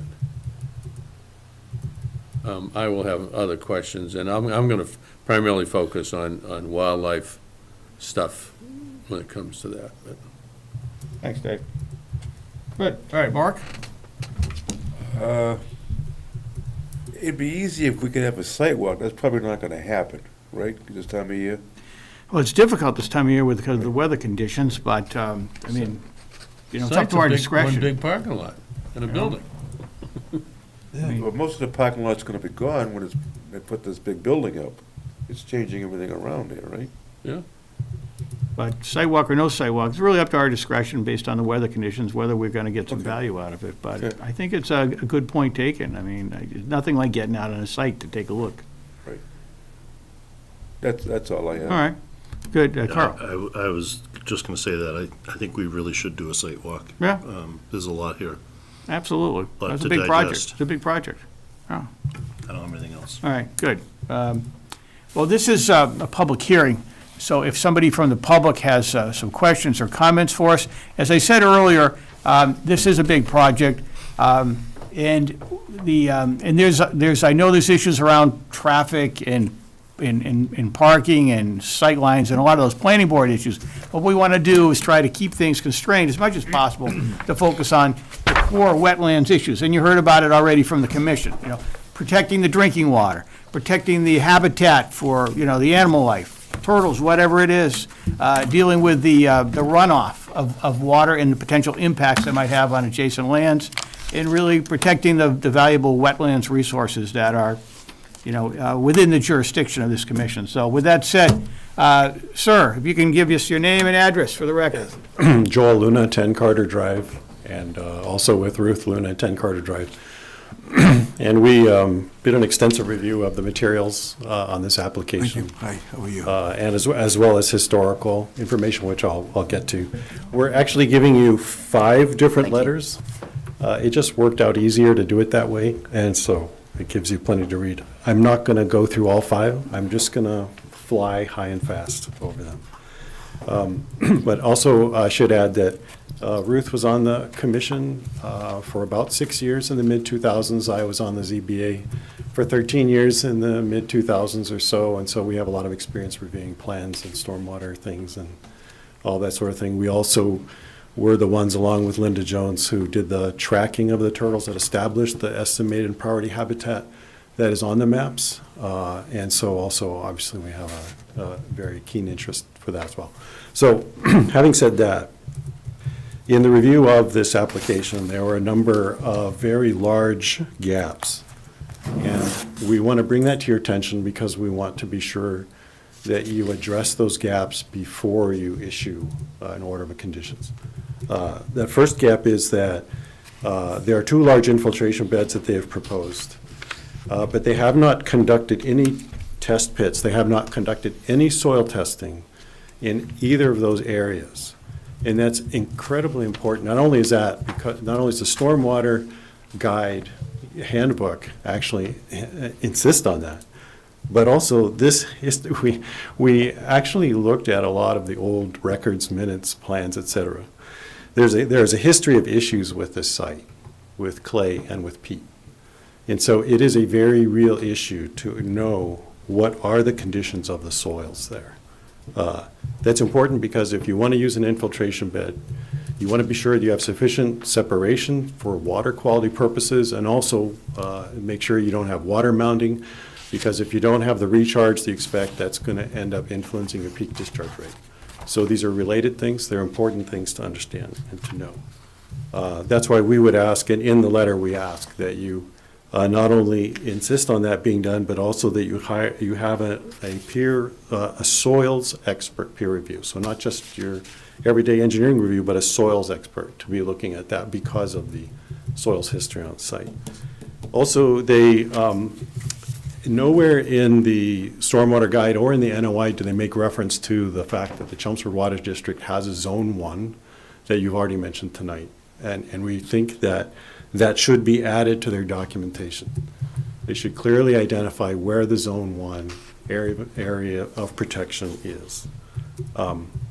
That's the first letter. Second letter is that we would also ask is related to that, which is that we ask that you ensure that the Chelmsford Water District concerns are met before you issue the NOI. There are actually 2 letters out, Chelmsford Water District. We are not aware that they have responded to the second letter. But the Chelmsford Water District is very concerned about the location of the infiltration, and they're asking, particularly because of spill issues, hazard issues, that they are asking either that they use some sort of tight tank approach or that they move the infiltration away from the western side of the property. They also, this is not something that Chelmsford Water District asked for, but we have also confirmed, and it's in the letter that you have, the second letter, that they also need to register with the underground injection control program. That is something that they need to do. And lastly, there is a history of the Concom actually ensuring that water district issues are resolved in this project. When the Mercury buildings were first being built and proposed, the Concom then was very interested in Chelmsford Water District issues being satisfactorily resolved, and they were very aggressive about that as well. So I just ask that you continue that same spirit that was there before. Third letter, we looked at the stormwater.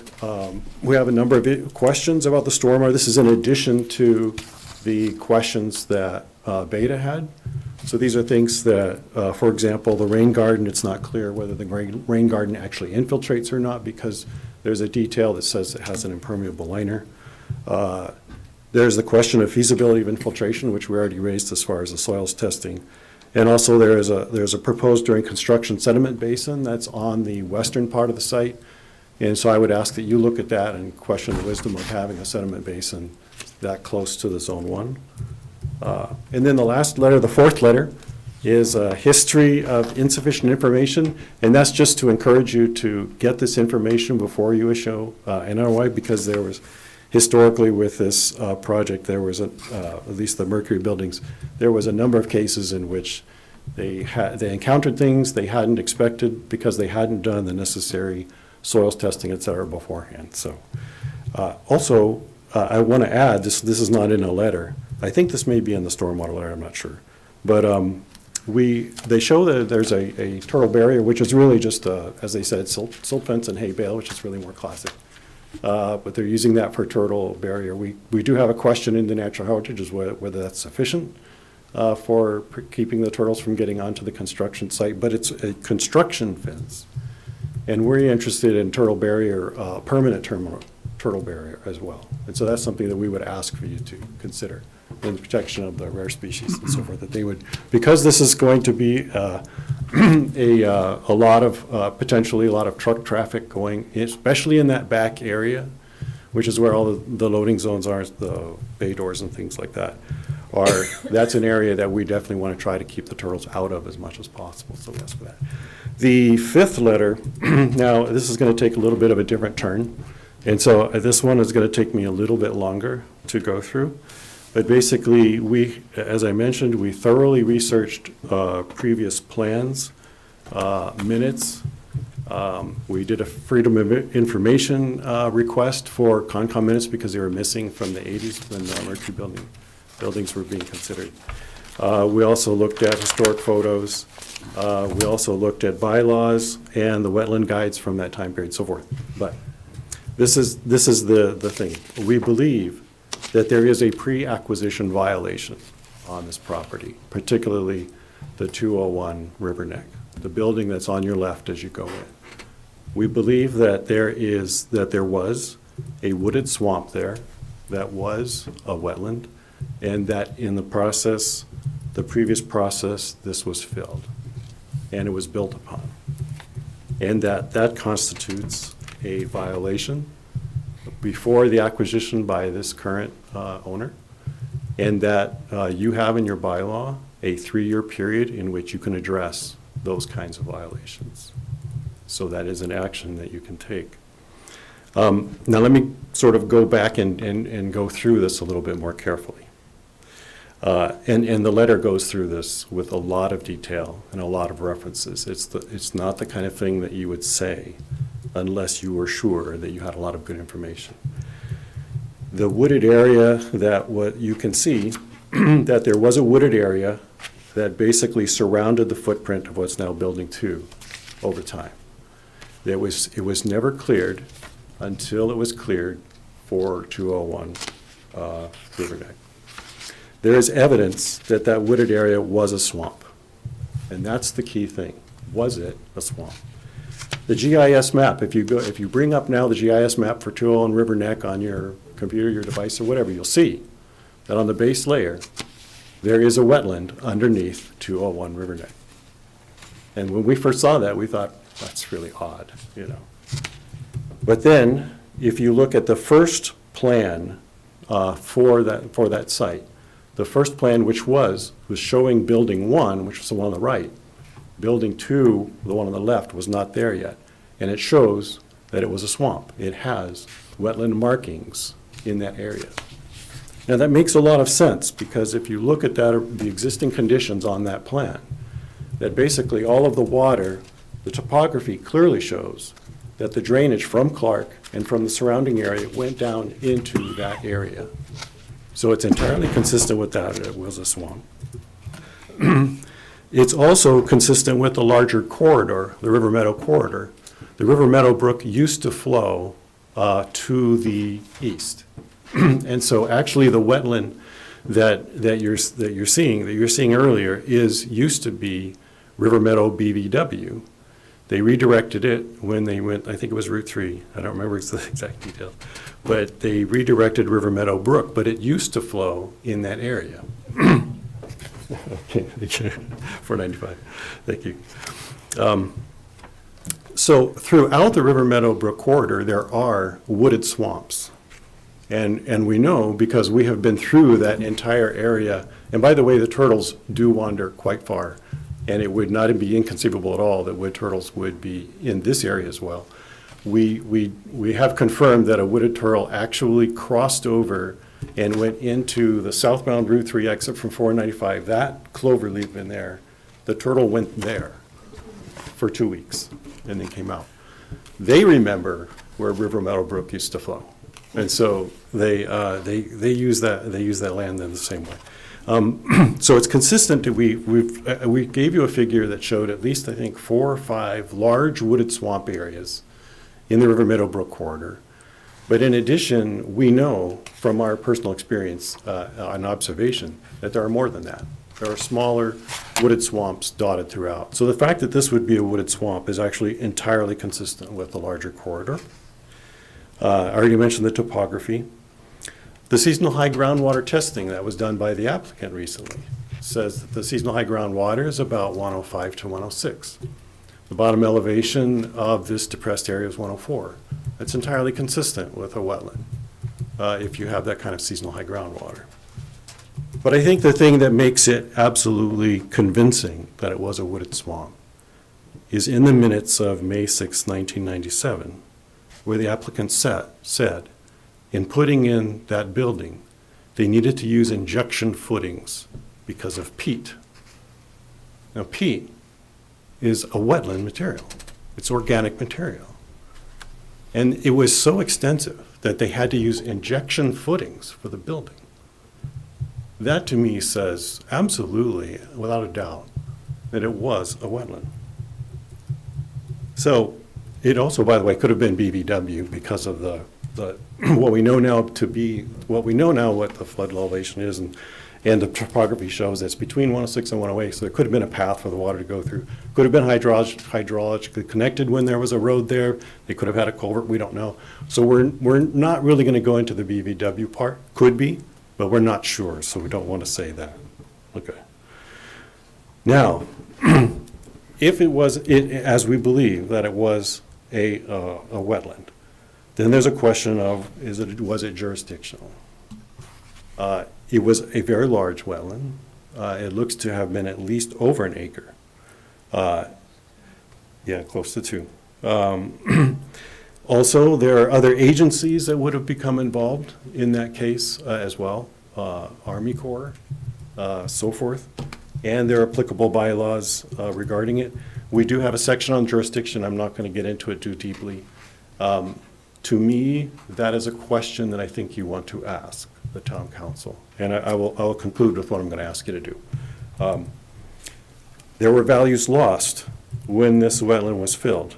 It was acting as a prevention of pollution. Peat and bog is a good filter, and because most of the drainage was coming down into this area and then was going through this filter, it was an excellent water purifier for the town wells. That was lost. It also very likely was wildlife habitat based on what we've seen. That was lost too. So what we're going to ask you is to seek the opinion of town council. 2 things. One, whether a pre-acquisition violation is applicable. And this is in the last letter. Ask town council whether a pre-acquisition violation is applicable in this case. And second, ask town council, may you order restoration? And if town council agrees on both of those things, then it would be our request that you do just that you order restoration of that wetland. And that's all I have for me. Any questions? Thank you, Mr. Lerner. All right. Well, you think we have nothing else to do, huh? You certainly gave us a lot of pages of material, as well as some thought-provoking questions and comments for us to give serious consideration to. Next up. Good evening. Chris LaValle, 10 Edgewood Street, Chelmsford.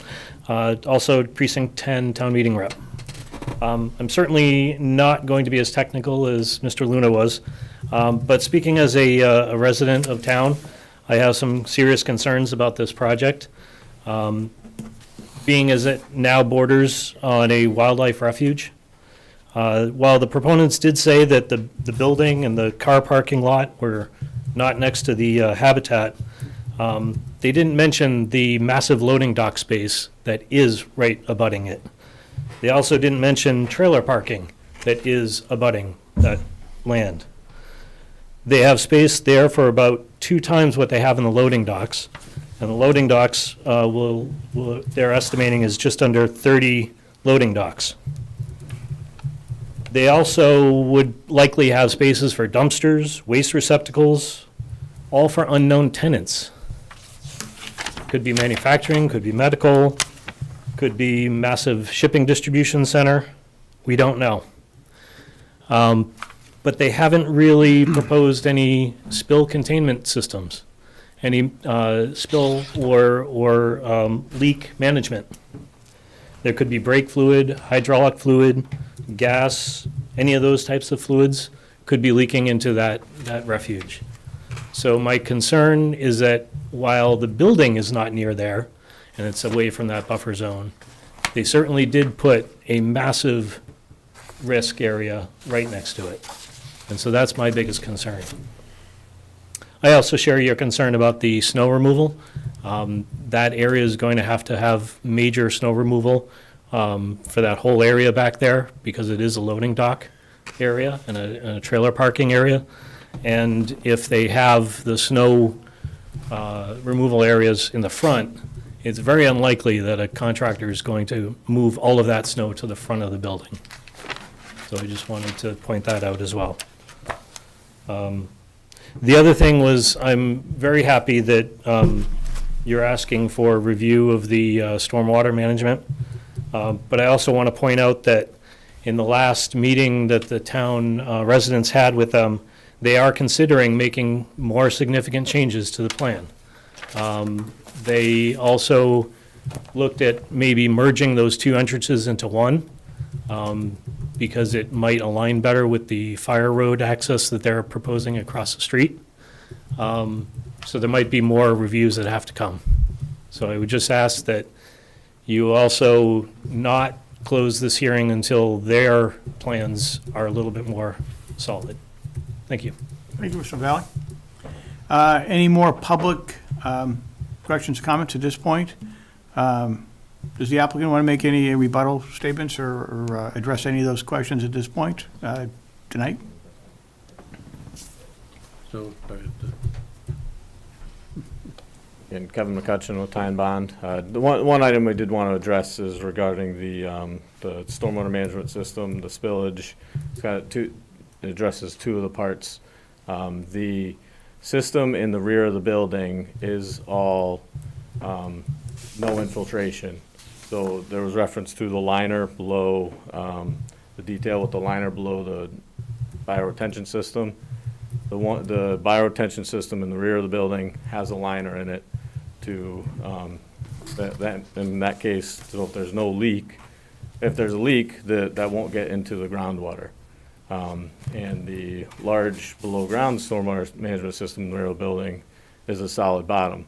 So there, and I believe it's even part of the Chelmsford town requirements, is there's a valve on the pipe leaving the site that therefore if there's a leak, that valve gets closed. There's a long travel time between the loading dock due to the amount of storage volume in those rear structures, the amount of water that would have to, the amount of liquid that would have to elevate to leave the site. That valve can be closed and that contains any spill within the site. So that's reference to that's what the liner was for. The detail covers two basins, the basin in the front, which wouldn't get any leakage from the area in the back that doesn't have a liner. So that is purely an infiltration system that would infiltrate into the ground. But the rear of the site can be all contained to contain any spillage. Hey, thanks for that information. Yeah, David? So I presume this is not considered a land use with high potential pollutant load. Is that correct? I'd have to go back and look. That is addressed in the stormwater management report. We can get that clarified for our next meeting. We'll respond to that, Yeah. clarify that, yep. Yep, good. All right, well, we had the overview tonight. We had some questions, comments. I think we made some good progress this evening. When would the applicant like to come back before the Conservation Commission? What's the best timing? what's our next meeting? Well, we were meeting January 10th and January 24th. Right. Like to maybe get a copy, obviously, of the letters that were submitted today so that we can appropriately address. Absolutely. I'd like to see if we can target the 10th, and if we need more time, we'll be communicating with you, David. So I think, as I understand it, the Zone 1 boundary is going to be put on the plans? I think that's a great idea. I'd like to see that. I think that was mentioned earlier, so, yeah, definitely, if you could please do that. Yep. Um, Anything else you want to highlight, Dave? Not at the present time. Okay, good. Could we tentatively have a sidewalk? I think we should get a site walk, and maybe sooner before you get, it's a lot easier doing it before you get 2 feet of snow out there, Right. So we could typically we do site walks usually on a Saturday morning at about 9 o'clock. We try to do it, obviously before the next meeting. So what date would that be in January then, if we were to target Saturday before the January 10th? Do we have a calendar here? The 7th? Yeah, probably the 7th, right? 9 o'clock. So, yeah, so that's what we'd like to do, is get out, do a site walk, have, your professionals there, your engineer, your wetland scientist, these folks here, out for a site walk. Yes, ma'am? If the hearing is continued until January 10th, by when would you all need a submittal from us, response to comments? Well, again, if you could get that into us, keeps things moving along smoother if we can get that in before the meeting, at least I a would few say days before. at least a week before. Week before. At least a week. It comes into David, he usually previews it, then gets it out to us and flags issues. Yeah. Okay, thank you. So we're looking then at a site walk on that Saturday, I believe it was January 7th, I think I heard, so 9 a.m. So we'll plan on that. We'll be out there, we'll coordinate it through our agent, and we'll do that beforehand. I need a motion to continue this hearing to our next meeting on January 10th as well. So move. Moved by Mr. McLaughlin, and then we have a second by Mark Gibbs. All those in favor? Aye. Any opposed? Unanimous. Well, thank you very much, ladies and gentlemen. Everyone, I wish everyone a happy holidays, and we'll see you in January. Thank you.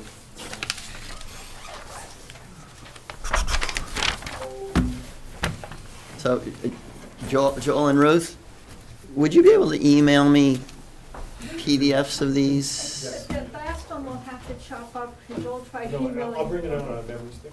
Okay, that'll be fine. Sure. Thank you. Yeah, it'd be nice if we get this. Wow. 80 megabytes? Wow. A little one. Yeah. All right. Well, we've got a notice of intent, continuation from November 22nd for 48 Abbott Lane. Mr. Afshar, thank you for waiting patiently in the back of the room there. You could come forward, please.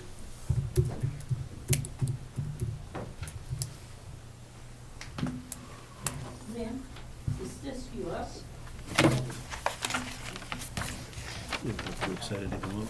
No, you're. Thank you, Hushi. Sure, good evening. Sorry for the long wait back there. We appreciate your patience. I wonder how you're going to review such a big project. I know. But you We need, did try to work you in a little early. We just missed you by a minute. Yeah, I saw him walk in, just as. We just missed you. We were calling, we're like, is Hushi out there? And we were looking, and then we started, and you came in like seconds later. I was like, oh, no. But we did try. We tried. you. And again, Mr. McLaughlin had spoken up and wanted to try to avoid you having too long a wait, to be perfectly honest. But you need peer review for this previous project. It's a lot of work. But anyway, good evening, Hushman Ravshar from Taj Engineering. There was some couple of comments last time, that one was to extend the erosion control, the silt fence, which we did.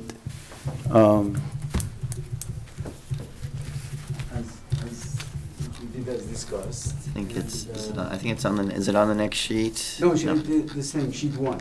Okay. You had it. We just, it was right from here and went all around and went on this 30-foot buffer for the isolated wetland. So this is it. So we fulfilled your wish. The only other comment was Did add you a get, note. did you get the DEP number? I remember that was hanging up. We have sent the money and the fee and everything. Wilmington, the Northeast Regional Office has received it. They have no problem. But the Boston one, they haven't received it. And we did certified mail on November 1st. And when you do the tracking, it says moving through network in transit, USPS. So I really don't know what to do. We talked to David about it. We called. We even filed this thing here with the USPS, but no response, and that's holding up the DEP number. So the only thing, I'm going to talk to the applicant, the only thing I can think, I mean, we don't mind paying again the fee.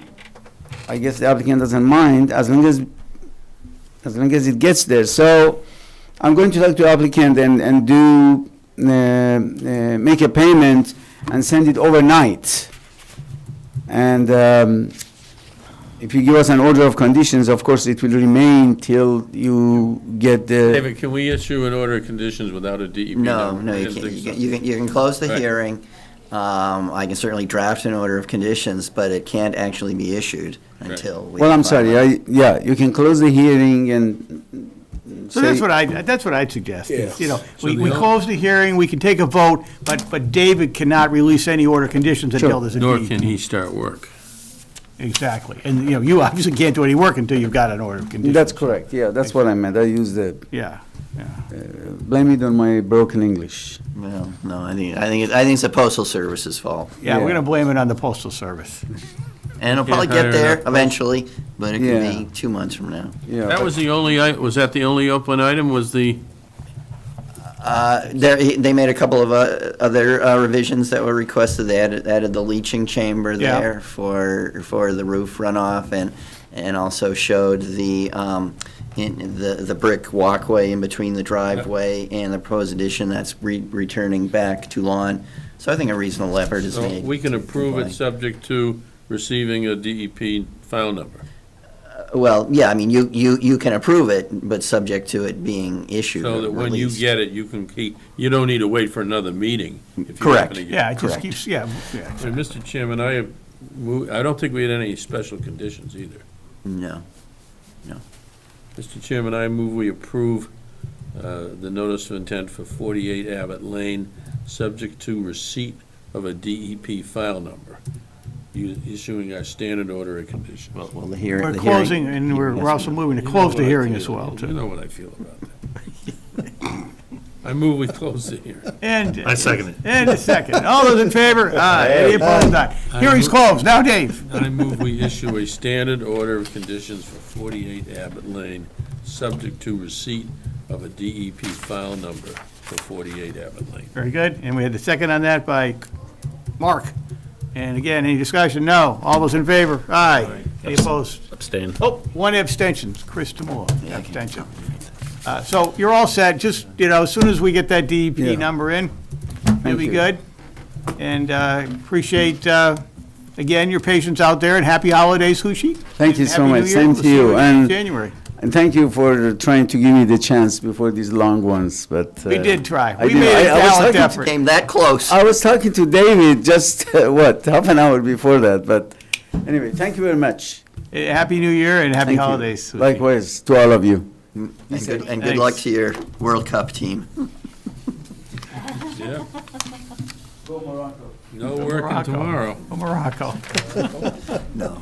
Yeah, that was a good, you watched that game today? Yeah. Yeah, there's been some good stuff. No, it's gonna be Argentina, France, come on. And then it's Gotta gonna play the game. I couldn't That's believe gonna be Brazil fun. lost. I was surprised when Brazil lost. With all that talent. Did you see Mark doesn't know what we're talking about. Messi today? Yeah, oh, yeah. The Awesome. whole team. That was amazing. They were sharp.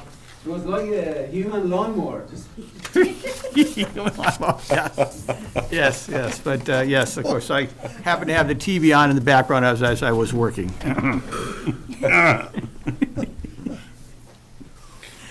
All right. hold this for a second. All right, what do we got on this agenda here? So we finished that one. I think we can jump down to the notice of intent for 270 Billiker Road. Yes. And what's that? So, I received another request, I think yesterday, from the applicant's representative, requested a continuance to the next hearing, or the next date, the next meeting date. Guess they're still working on the redesign. Still working on the I guess it's a redesign. A really major redesign. Wow. So, Why? Yeah, why is it, right? You know why? Is it Well, planning board driven, or? I think it's planning board driven, yeah. I don't know. Traffic? I don't know the details. Could be. I mean, that project's less damaging than the one in Riverneck, I would think. Anyhow, move we continue 270 Billwright Road until January 10th. Motion by Dave, Second. second by Krista Moore. All those in favor, aye. Any opposed? None unanimous. All right, so that was continued. And then we've got the town of Chelmsford, notice of intent that was filed for Turnpike Road. So I included an update. Hope we all an read update that email. letter. Did you read the email? Yeah. Okay, so. And I hope we all keep that email handy the next time Mass Electric shows up. I guess they're suddenly concerned about rare species. So that's what's delaying Rare this, species. or in part delaying it. Ah. So, Using that as a reason, not, And I thought it was bureaucratic red tape. Ah, well. so there's been a request to continue it for 2 months, there's so some talk about putting the sidewalk on the other side of the street. I haven't heard that, no. I don't think you can, but there's some talk about that. I think it would require some land taking. I move we, till the 10th? Well, so what would the first meeting in February would be the first Second, Tuesday? the- Does anyone have a calendar handy? No. Yeah, it'll be the second Tuesday in Second February. Tuesday. 14th, Valentine's Day. Okay, I move we continue the hearing on, Some of us may have plans. I move we continue the hearing on 104 Turnpike Road until You've been Not all married of too us. long. Tuesday, February 14th. All right, motion by Dave McLaughlin, seconded by John. Johnny Swanson. John in the second, all those in favor, aye. Aye. Done. Okay, so that took us through our regulatory hearings here. Wow. Let me make one comment. I would, not that you won't do it, but I would urge you all to read those 5 letters from the Lunas very carefully, because they are very thorough, they're very intelligent, and they do their homework. Yeah, it was very clear. Very cool. Absolutely, I second that. All right. Let's see, continual business, we have status of the appeal of order of conditions 129-0929. I still have not received a request for amended order of conditions. I would have expected it by now. Okay. Now I have to decide, how much do I want to chase that? Well, Don't bother. I wouldn't put too much effort, you got a lot of We- other stuff. Except we want, Thank you. except we want to go ahead, right? Well, I mean, there's a pending request for a superseding order of conditions, and I've told DEP. I mean, DEP has basically put their process on hold pending, receiving that request for an amended order, because that's what I've told them. So, maybe I'll just send an email. Email, yeah, I'll email. send an email and ask about the status. Yeah, okay, good. Good, and then moving on to our land management update, the highlight of tonight's meeting perhaps. We don't have a granite sign. Yeah, well, Mr. Vines, Oh, Bill is doing the best he can. It's not his fault. He is absolutely It's not doing his the best. fault. He's not really sick, he just didn't want he to. didn't want to come in. He didn't want to face us. I failed again. No. We all realize this guy has half of our money. Yeah, they got $2,900 of our money, town money, and they haven't delivered. And And they as said it Mark would be said, early October. If the ground gets frozen, Yeah. you're not going to be able to dig post holes. Well, the holes are dug. So they are. Those are freeze, though. I know. They could I fill know, with so- water and all kinds of crap, You're right? right, you're right there. So It is what it is. Just frustrating as hell. But, okay. Cranberry bog. Well, we're still on the Warren poll. We're actually doing a lot on the CR. Okay. David's really pushing hard on the easement. Okay. We're still having discussions with one of the abutters. There's no issues, we just need to clarify stuff. Yeah. Yeah, and I think we're close to resolving Yep. it. yeah. Excellent. So the Cranberry Bog, Just one other thing. So I'm expecting the baseline documentation report oh, right. very soon, maybe even before Christmas. Good. Yeah, she was out there 2 weeks ago, I think it Yep. was, and said she'd have it. And we need that for the CR, right? We do. Yes. Okay. Yep. Good. So, on the Cranberry Bog Dam, as quite a few of us here were there on Saturday, December 3rd. I just had a report that I wrote up quickly, and it was included in there, so you can see that. But just really, the review of that was, we talked about the dam, the parking area, and the dead trees, but let's just focus on the dam part. So, when we had the original recommendation from Brian Melissi from Whitman and Bingham, that the dam have all the trees removed and have all the woody vegetation removed. Yep. So that's essentially done. There's still a little vegetation on the downstream side of the dam that we can get removed. And that was under that order of conditions, right? Under the NOI. We Yeah. had an NOI that was submitted by Oxbow, I forget the guy's name, but Oxbow did the NOI. Yep. So the work was done under that NOI, Yep. as I understood it. So we're now at a point where there's still some holes in the dam in a few places that we saw, and we're working on a way to get some clay mixed in with some soil to have the right material. It's nothing, it's not gonna collapse tomorrow, but, in the next few weeks or months, we'll get that fixed up to continue to ensure the integrity of the dam. And other than that, when you remove all that vegetation, it's much easier to keep an eye on it and to be able to tell that it's in good shape and that it's not gonna erode. And also because a lot of that is as Brian's report said, the burrowing rodents will get in there when there's trees and stumps and brush, but when you have nothing, they don't want to be out there because that makes them subject to attack. So anyway, so it's I just wanted to And that document that's in your kit will be filed as an annual maintenance report on the dam, and that was one of the recommendations in the order of conditions that there, in the From the report NOI, rather, yeah. that there be an annual report on the condition. So that'll be the first one. So we'll have a review of it every year. So that's really it. There was The little area, you can maybe throw a little riprap on, because there's a little bit of erosion. Yeah, so we're going to look into that.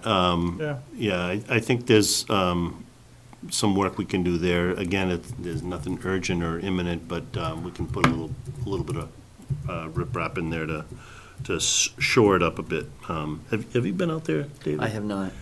We should get you out there. It's a It's a good, great, honestly, I hadn't been out beautiful there in like, spot, yeah. gosh, 10, 12 years. What a beautiful site. yeah. So, who actually did the recent work to vegetation removal? Who did that?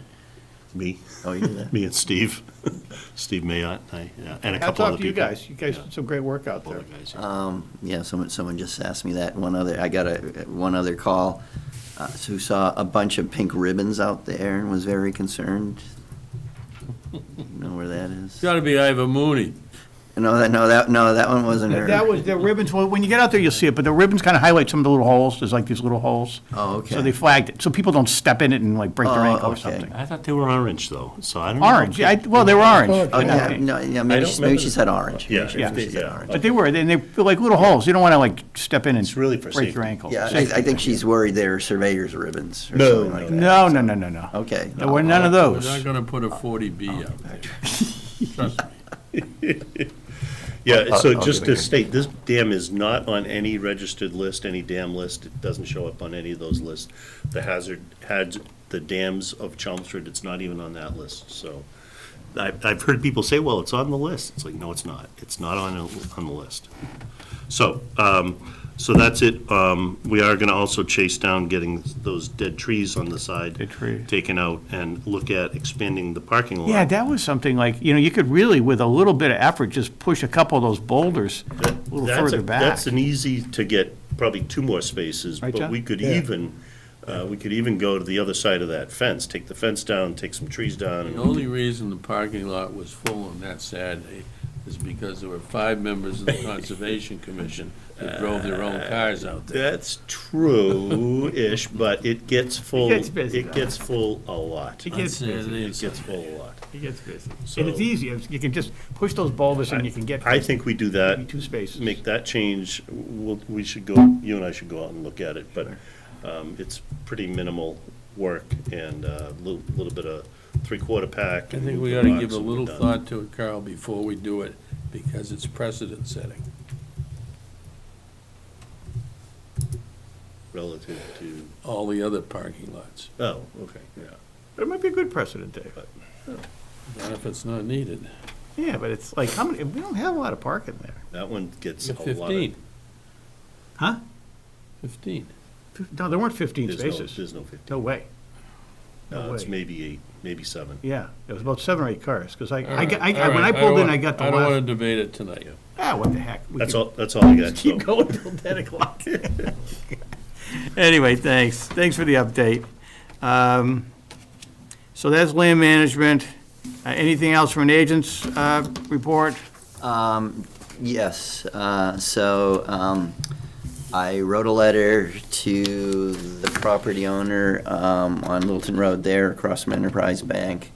Good. He called me back. Good. I told him, I really told him that he's gonna have to get the wetlands flagged Yeah. and do a filing. I got. What's he doing out there, did he say? Well, what he told me was that he just wanted to make access, but he must want access for a reason. To store stuff out of sight. Out of sight, yeah. I'm comfortable that I've gotten a firm commitment from him that he and/or his attorney will be at the next meeting to talk about, some of the details, specifically being RDA or a notice of intent. Good. Is he a resident?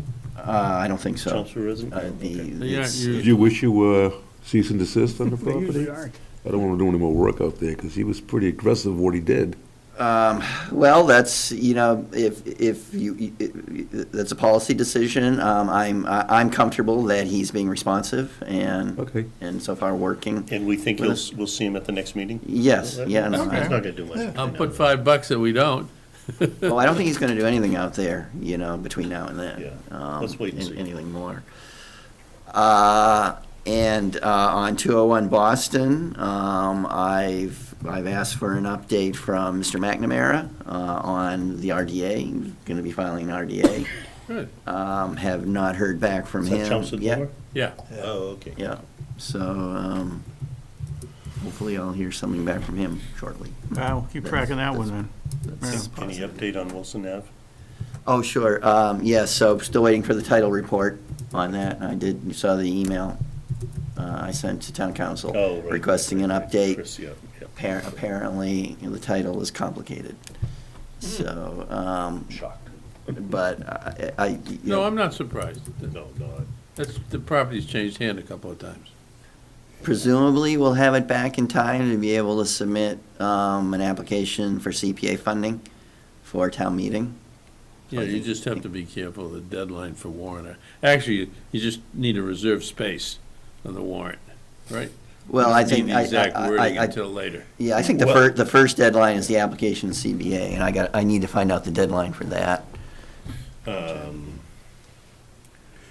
Well, we're supposed to have our next meeting next week, which I'm fairly certain we won't.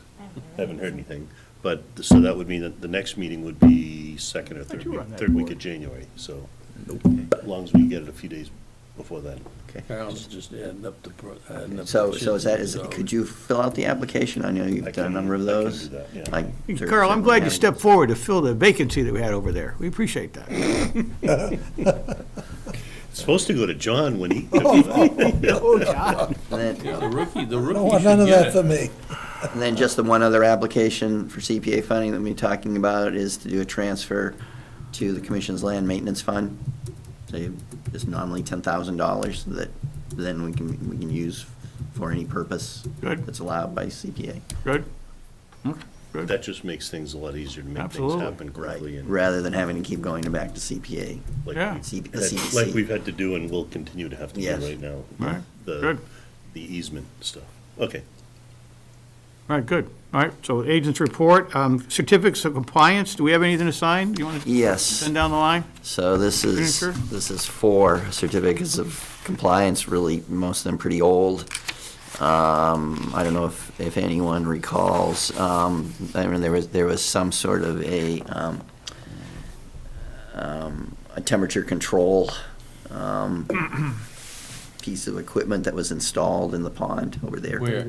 Over at 11 School Street, do you remember Oh, remember yeah. that? That was a neat project. Yeah, I remember that one, Did it Dave. work? and the owner claims it's working just fine. Still. Remember that, Dave? That It was a very interesting thermal site heat. How long ago was that? Therm- On my time. Oh, it was like 15 years ago? Yeah, probably. Some- I remember. He was gonna thermally heat the building with water from Nabnasset 2010. The Pond? pond out there, yeah. Stony Brook? No, it's before you get, it's before you get to Stony Brook, right? Well, Is that Stony Nab- It was Stony Brook. Stony we got Brook the flows water out. through. What's Comes the, in. yeah, but what's the name of, is it called Nabnasset Pond? A lake? It's No, Stony Brook. it's Stony Brook Pond? Stony Brook Brook. No, but this was a big pond. Yeah, that this was is an feeding impoundment, that site. yeah. Then it became All a part, brook. There's a all dam part of the there. mills. Yes, Yeah, it was there's a a mill. dam at the end of the Yeah. pond. Oh, okay. You know, yeah, for the mill. And there are a couple of really old ones that go back to the mid-'80s. The property was just sold, that's why they need to clean this up. We need a vote to sign? Yeah. We'll have a vote. Yeah, vote to approve. Vote to approve. There's nothing, no outstanding issues that need to be. No, no, So- I did a site I a move site we, visit. read off the numbers. I move we issue an order, a certificate of compliance. 129-0167, 129-0600, 129-0718, 129-0736, 11 School Street. That's it. You get So that? Motion we by have to Dave. sign all four Motion of by these. Dave, Carl on the second. All those in favor? Aye. Aye, unanimous. All right. No, the site actually looks very, very good, very clean. We ought to go up there and ask him, is the guy still there? He had his business there, right? Yep, but they sold the building, he told me they have a lease option for up to a year or something like that, a couple of Yeah, years. you remember what he was making there, Mark? I remember some of the details. That he couldn't, the water temperature could not raise more than 1 degree because of the discharge water coming out of there. Do we have a motion to, Dave, you can just, do we have a motion to adjourn? Well, there, Your minutes, honey. there. Minutes. Oh, the minutes? And I Oh, forgot shoot. to print All them right. out. Minutes. Oh, they're there. They should, I. We have minutes yeah. for. Yeah, I see minutes for October 25th, Yes, right? yes. Pile over there. Well, those are just extras. All right, minutes for October 25th. All the members were present for that meeting. Did you send him around? Yeah, you Yeah, have. yeah, we've seen them. They're okay with me. And, all right, so then we have a motion to approve the minutes of October 25th. I'm doing something else. So moved. So moved by Carl, Second. seconded by Mark. All those in favor? Aye. Any, opposition? No, unanimous. All right, minutes of October 25th, approved. I do have something to bring up. Oh, what's up? So unfortunately, or maybe fortunately for some of you guys. He's gonna quit. Yeah. Here it comes. No. I have to step down from the commission. Hey, listen, we'll put some coconut shrimp towards this thing. Does that be a reconsideration Is that point? why Chris is here tonight? I just can't continue. He's making too much money with too much No, I responsibility. just can't commit to it. I mean, obviously, I've missed a bunch of meetings and stuff like that. we didn't care. No, so- Well, I apologize, he was so tough on you. No, that's not it. It's just my. Sweeten the pot. We'll Have let- you more- told, more have you coconut told shrimp. Paul? I haven't. So you gotta send an email to Paul, basically, just saying you resigned. So you're gonna make another run of planning? I'm definitely going to planning. Yeah, You know, if you need, That's why he's if I doing it. need the endorsement, right? I have the endorsement. we'll work on your campaign for you. You got to do the posters. Guys Well, approving the 22nd? We did. did you Unanimous do approval. Yeah, Oh, I apologize, I it's did, on the agenda. well, that's just sort of a placeholder, but I my didn't know goodness. you had sent those out, so that was my fault. What was that? It was my fault, I didn't know that she had sent out the November 22nd minutes. Oh, So- okay. So I'll put those on for next time. All right, we'll do it next time then. We're missing that one. Let's see, do we have all right, so let the record show, unfortunately, with deepest regret, Mr. Chris Tamul is going to be resigning from this commission, and we heartily thank you for your many years of service here. How many was it? 10? It was a while. I don't know. It's more than 5. Exactly, it's more than 5. So thank you very much, on behalf of all of us. Hey, it was enjoyable. You're welcome to come in and visit with us anytime. Yes, exactly what he wants to do. And we might even be nice, maybe. Oh, it's a couple more meetings? Couple more. I accept your resignation with a heavy heart, Chris. I mean, it always was great having our civil engineer right here at the table. Right at the table. Always here. To adjourn. Yeah, we need a motion to adjourn. Did we do a So motion? moved. Motion by Carl. Second. Chris Tamulo on the second. We got to give him a second on that one. All those in favor, aye. Aye. Any opposed? None. Unanimous. Good evening, ladies and gentlemen. Conservation meeting is concluded. And happy holidays, everybody. Merry Christmas, happy Hanukkah, and have a good Kwanzaa.